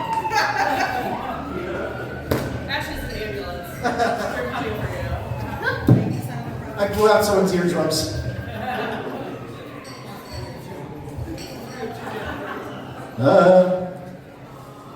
So I love music. I started out doing comedy as a musician. I just get up on stage and like banter in between songs. And sometimes when people hear me play, they're like, Russell, want to join my band? I'm like, cool, what kind of stuff do you do? They're like, covers. Now, I'm not a cover band guy. I don't like doing covers. Like, that's not for me. I'd rather write my songs. Unless there's a genre of music I would cover, unless that music is 90s ska punk. But I won't do some traditional songs, but you guys might recognize this. Oh. What happened? I'm canceled. Oh, let me move there it is. Okay. I'm not gonna run around and hurt myself, so okay. 1-877 cause for kids. 1-877 cause for kids. 1-877 cause for kids. Donate your car today. 1877 cars for kids. 1877 cars for kids. 1877 cars for kids. Donate your car today. Oi, oi. Actually, donate to Dan.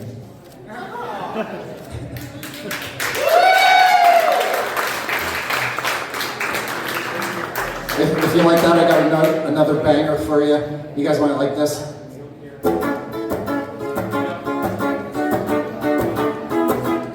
I have a structured settlement, but I need cash now. Call JG Wentworth at 877 dash now.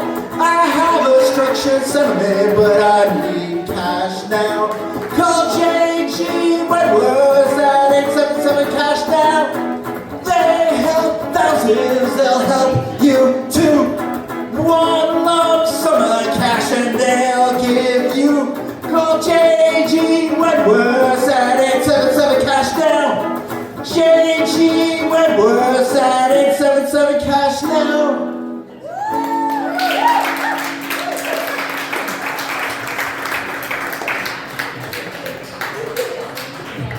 You guys like that, so I'm gonna bring it down a little bit. Do you guys want to hear a love song? You want to hear a love song? Okay.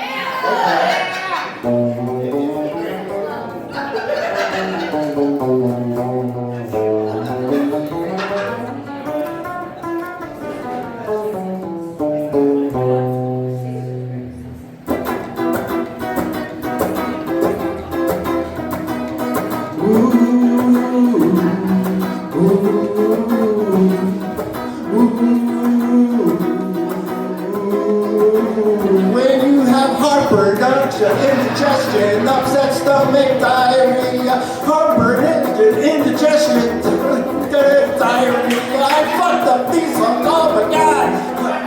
I got heartburn, I got nausea, heartburn, indigestion, upset stomach, diarrhea, nausea, heartburn, indigestion, upset stomach, diarrhea, Pepto-Bismol diarrhea, Pepto-Bismol diarrhea, go.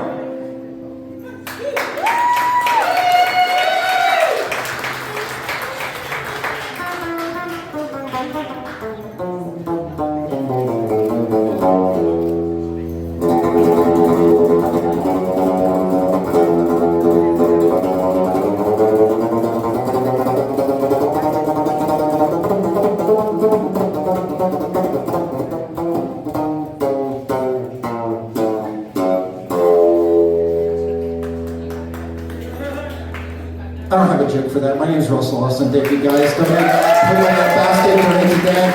We love you, Dan. Like, give it up for Rich for putting this all together. He's helped us out for so many years. And we love you guys. Thanks, guys. Hi, how are we doing tonight? Voodoo Brewing, oh my god. I just want to say, whether I've talked to you or not tonight, I'm so happy to see so many faces in the same room. Again, it's so nice. Give it up for Rich. Thank you, Rich. And honestly, Tanya helped so fucking much. Give it up for Jen. And the other bartenders. And like, how about Dan? Thanks, Dan. Dan, I did promise everyone online that there was going to be live dialysis tonight, so I don't know what we're going to do about that. I actually called an RN. Bring him in! Bring him in. My name is Angelina. He's like, I know the drill. God, I hope if I'm ever ill that I get a spaghetti dinner. I'm so excited to be in Scranton. Again, home of the potholes. Right, we're all, yeah. Dear God, it's horrible here. Scranton was named like 7th in the entire nation for having the worst potholes. That's horrible. Yeah. Yay! I love living here! It's so bad that I saw a commercial for Domino's, and Domino's is actually letting people know that if you order a pizza and you drive over a pothole, and that pothole ruins your pizza, Domino's will pay to fill the pizza, or to fill the pothole so that no more pizzas get ruined. Do you believe that? I feel like Domino's doing more for this city than Mayor Paige Cognetti. And that's the only Republican joke I'll ever make! No, all for that. I don't know pothole though, guys. You know? Because I'm round. And I'm empty. And I probably won't be filled anytime soon. Unless it's by Domino's. The potholes in Scranton, they're deep, guys. They're deep, right? They're like so deep, like if you fell inside one of those potholes, you'd be like, what am I doing here? And the pothole would be like, what are any of us doing here, man? That's how deep they are. I wrote that joke while I was high. Anyone else we got the med cards in here? Give it up. All right, if you don't have your med card, I don't know anyone that can sell you weed illegally.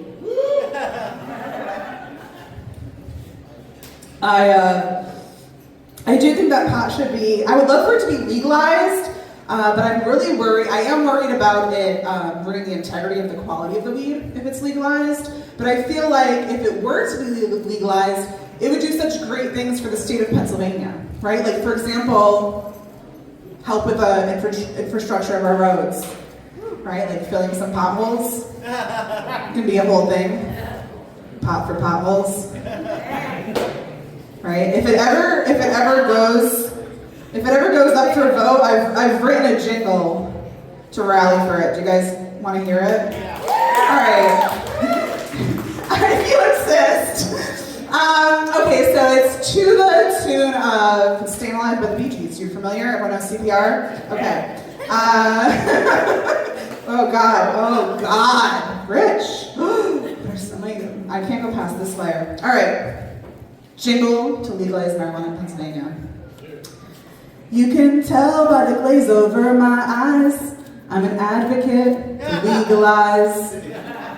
Raise the money PA needs so we can drive on smooth roads and smoke some weed. You know it's all right, it's okay. An officer stopped me the other day. I said, hey now pig, don't make a fuss. Just smoke some of this cannabis. Blowing up a doobie with Officer Doodle, we're getting so high. Smoking all the sticky I got out of another ticky and we're getting so high. Why did my voice go down 3 octaves when the cops drove by? I don't know what. My primal. My testosterone started raising. ACAB.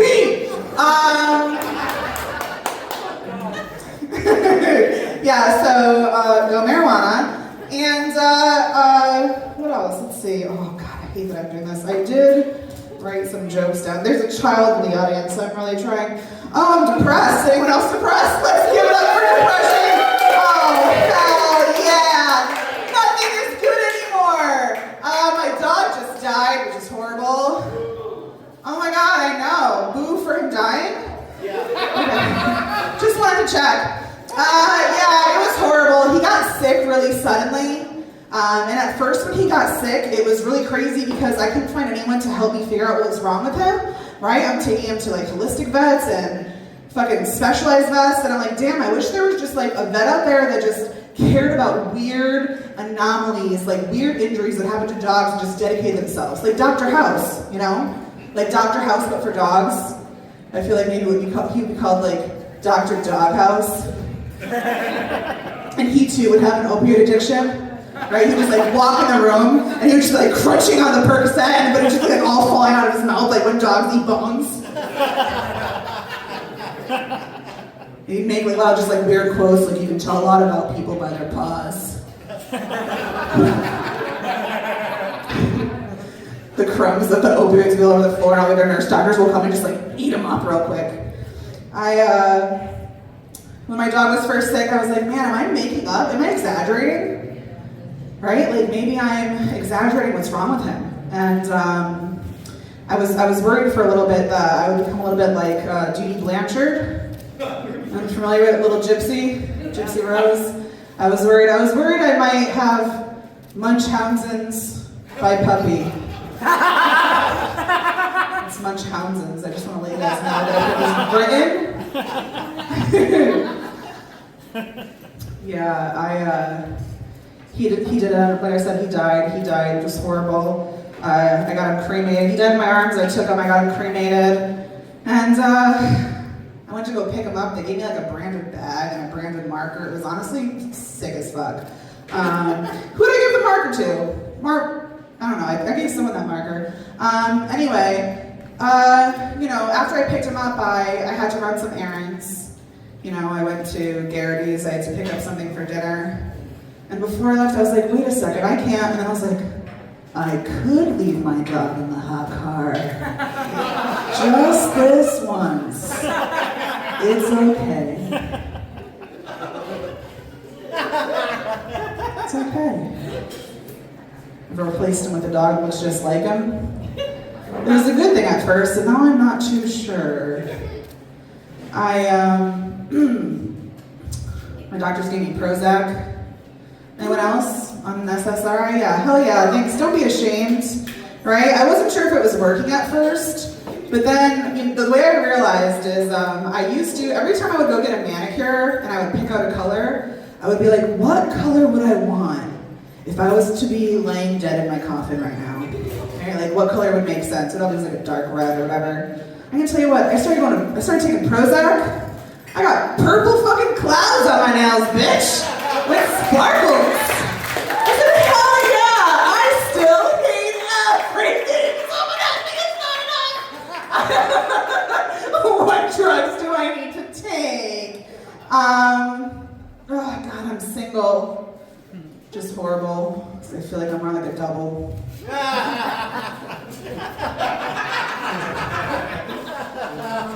Going through a breakup in your 30s is fucking horrible. It's not like going through a breakup when you're at any other age, right? Like, going through a breakup in your 20s, you're just like, oh, we don't like the same music, and yes, I can't marry you. In your 30s, it's like, oh man, my partner fucked their student.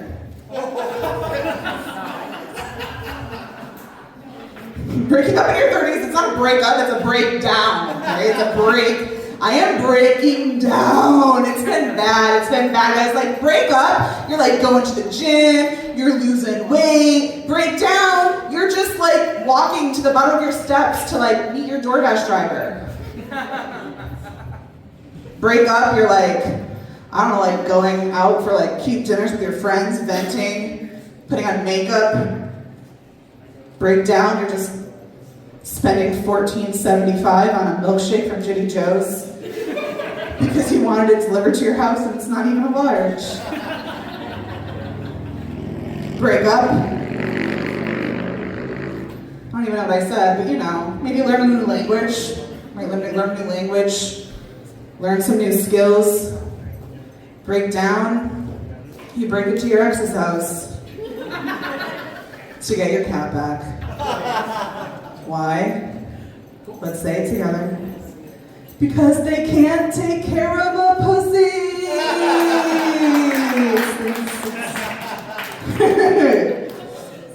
I am queer, which is a lot of people don't understand. So people are like, yeah, you don't wear pants that much and your hair is long. And I immediately went out and I bought like 15 flannels after that. I have this theory, I feel like a flock of geese. You know how a flock of geese backtrack? I had 3 beers. Honestly, the beers at Voodoo are very good. Give it up for Voodoo. Let's raise for everyone. Stop. Dude, I forgot what I was thinking. Give it up for Voodoo. Yeah! Keep it going for Voodoo. Wait, what was I saying for real? Fuck! It's fine. What? Girl, it's so bad. Like, I don't even want to blame the 3 beers. Like, is it perimenopause? I have this one friend who's like blaming everything on perimenopause, and I'm like, you fucking complainer. But really, my brain hurts. It hurts, and I don't know what I was saying, but it doesn't matter. I have an impression. How can we do an impression? Should I do an impression? Okay. The only impression I have. Do you guys know Oprah Winfrey? Okay, great. Oprah Winfrey? You look a little young. It's fine, honey. Do you guys know who Doja Cat is? Okay. So this is my impression of if Oprah and Doja Cat were the same person. Okay. Bitch, I said what I said. I'd rather just keep eating bread.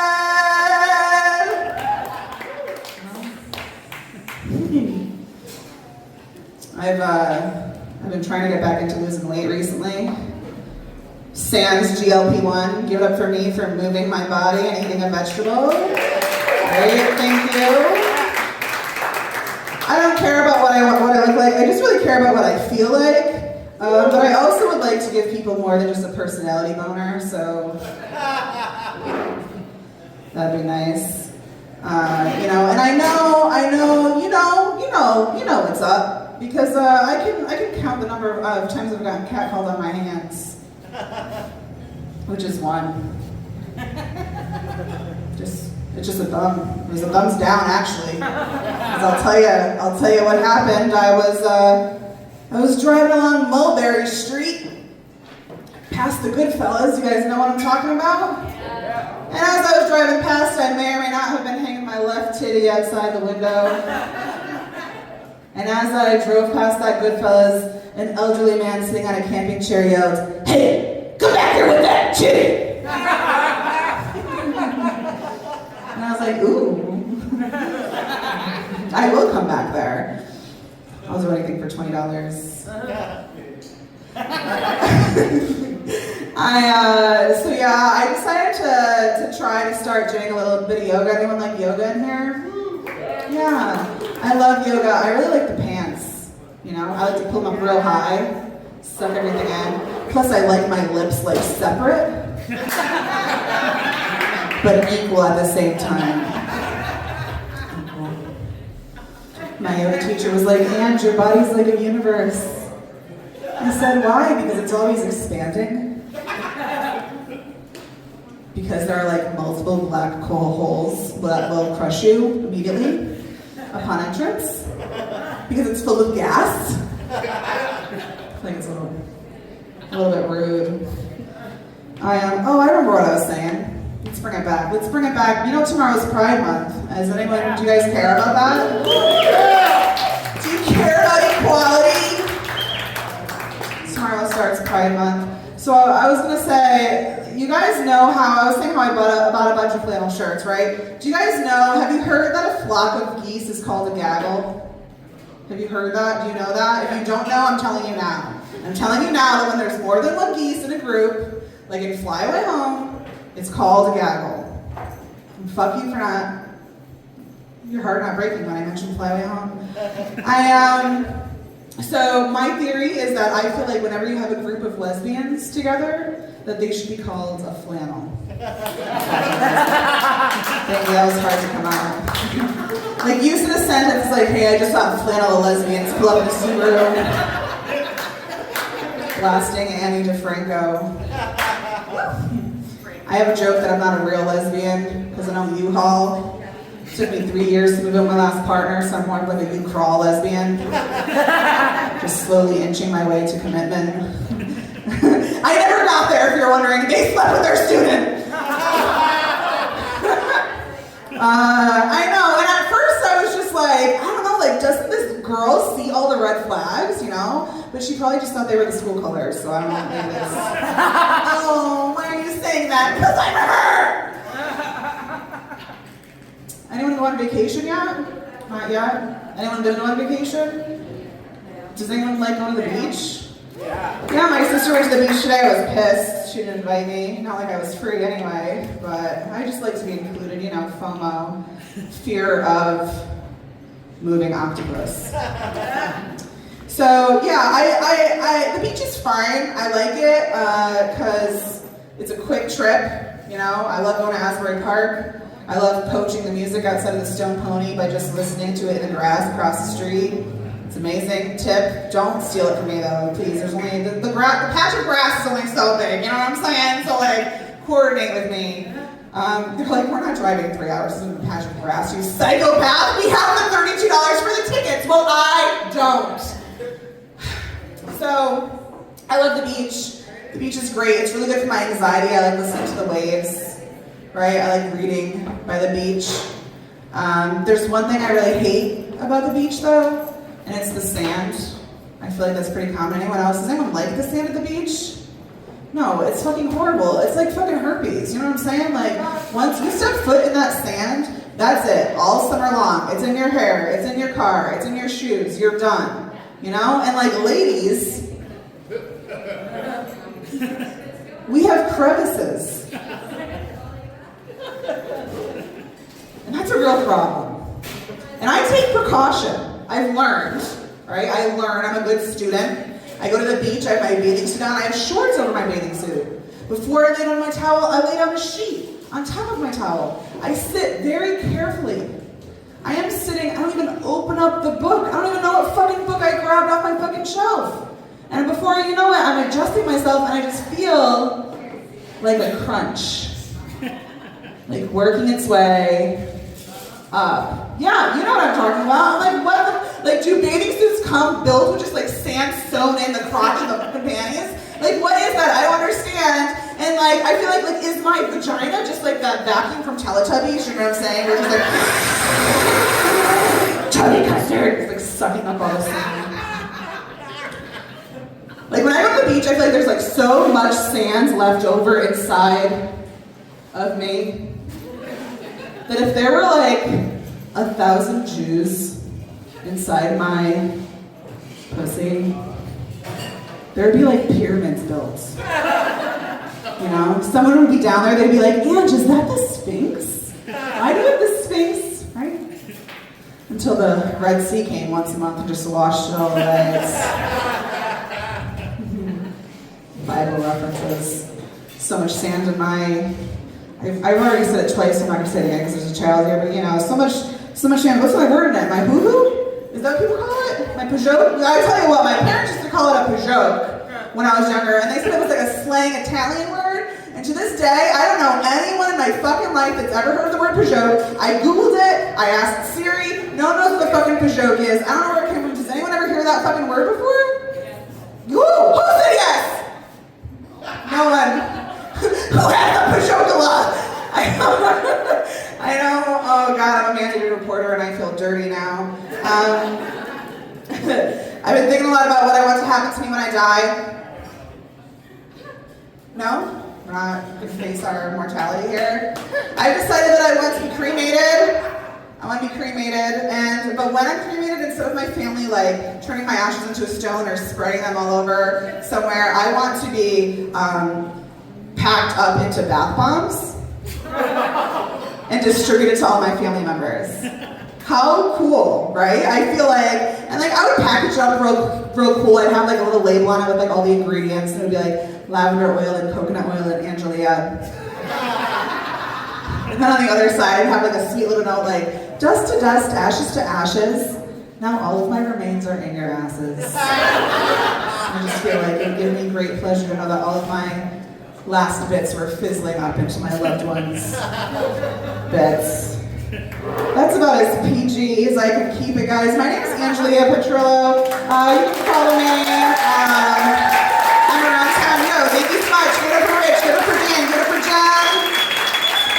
Thank you guys. Get up for yourselves. Buy some raffles.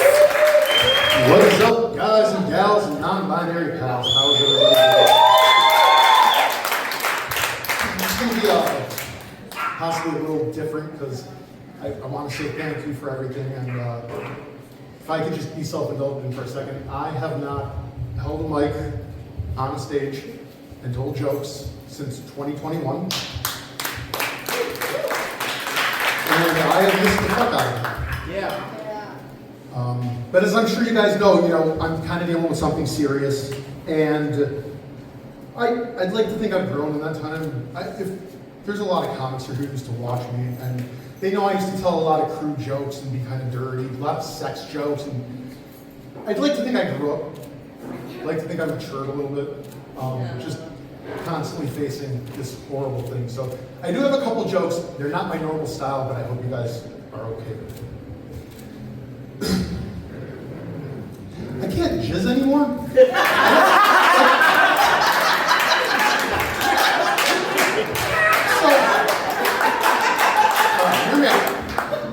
I go to the doctor, right? I like so many pills. I go to the doctor and I'm like, Doc, I'm having a hard time like in the sexual region. And he goes, you can't get it up? And I go, no, that's actually not the problem. I can't finish. And he goes, oh, who cares? Yeah, no, my favorite part is packing the fireworks. Then I leave before they set them off. Let's go pan for some gold and then throw it away. What the fuck's wrong with you, man? I want to come. I hate going to the doctor. I have to go all the time now. I'm there every week, and I'm on HIPAA contract, which makes it a million times worse.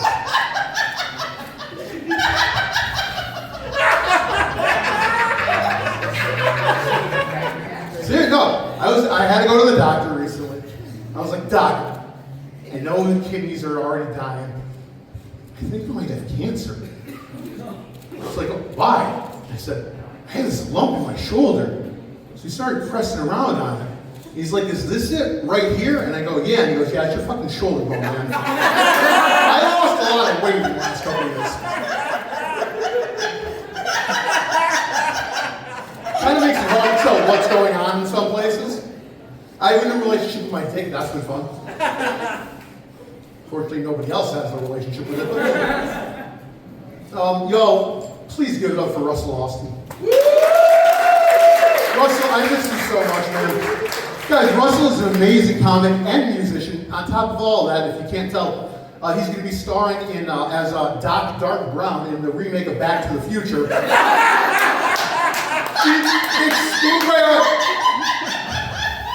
Exclusively featuring his people. By his people, I mean people from Jim Thorpe.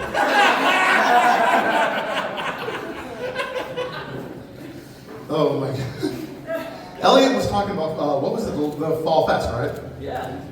This is a real thing that happened at that festival. I was performing, and I got heckled by an 8-year-old. Now mind you, there is, like Elliott said, traffic. Moving traffic between us and the audience. Like, it's like look how far you guys are away. Now imagine this is a road. That was the show. So we're shouting over. Every third word just gets eaten by the sound of wind. This kid at one point goes, "You suck!" I was very early in my comedy career, and I did not know how to reply. So I said, "At least I've had sex." And he said, "I don't believe you." And that's how I lost a heckle fight to an 8-year-old.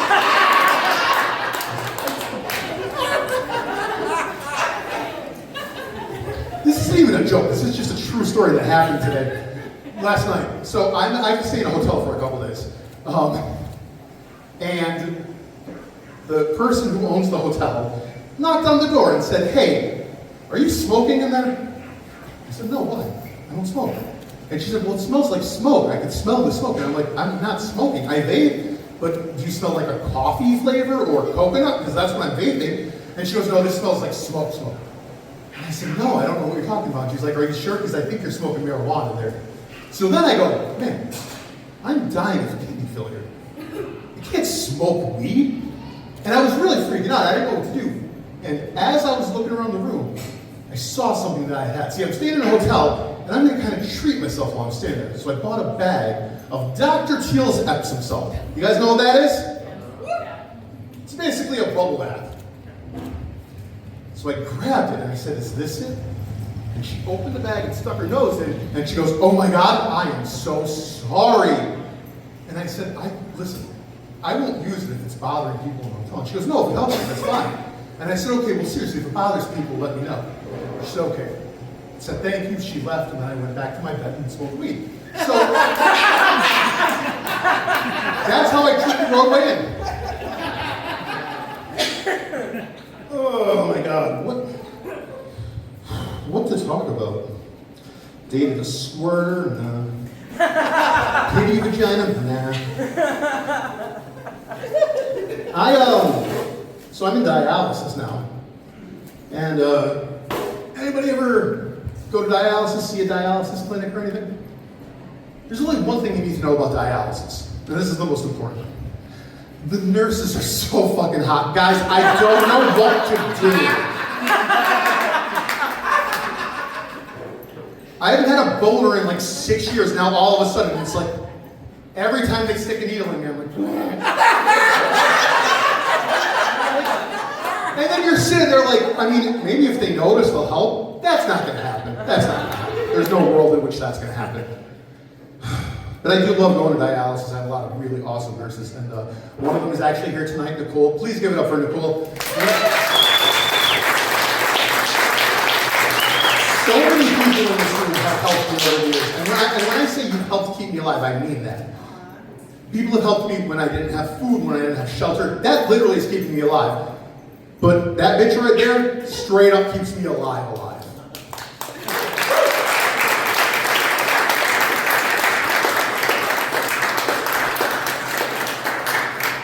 Stupid asshole just doesn't like dick. I love him so much.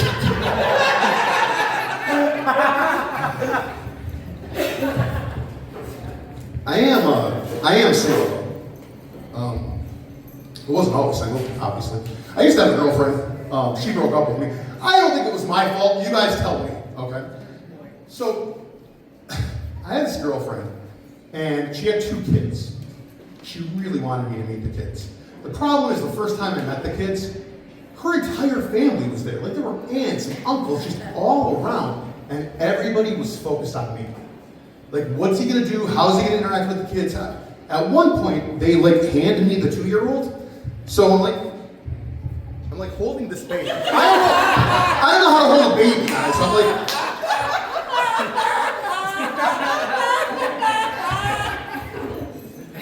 shut up!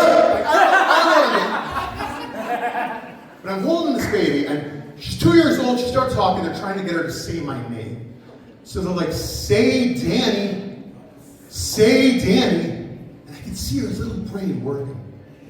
And finally, she locked eyes with me, and she said, Daddy. And I threw the baby.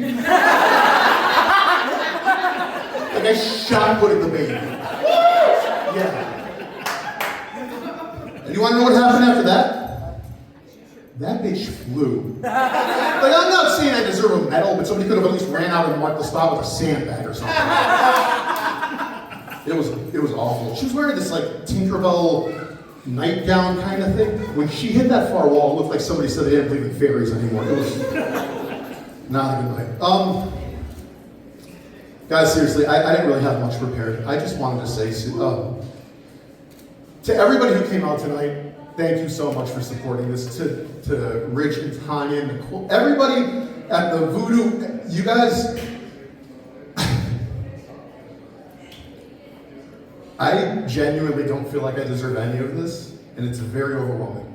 And I love everybody in this room very much, and all I can say to you is, as long as I am still on this earth, I'm going to do everything I can to help push this scene forward, start getting back into it, and hopefully make some new friends along the way. My name is Dan Hoppel. Thank you so much for coming out.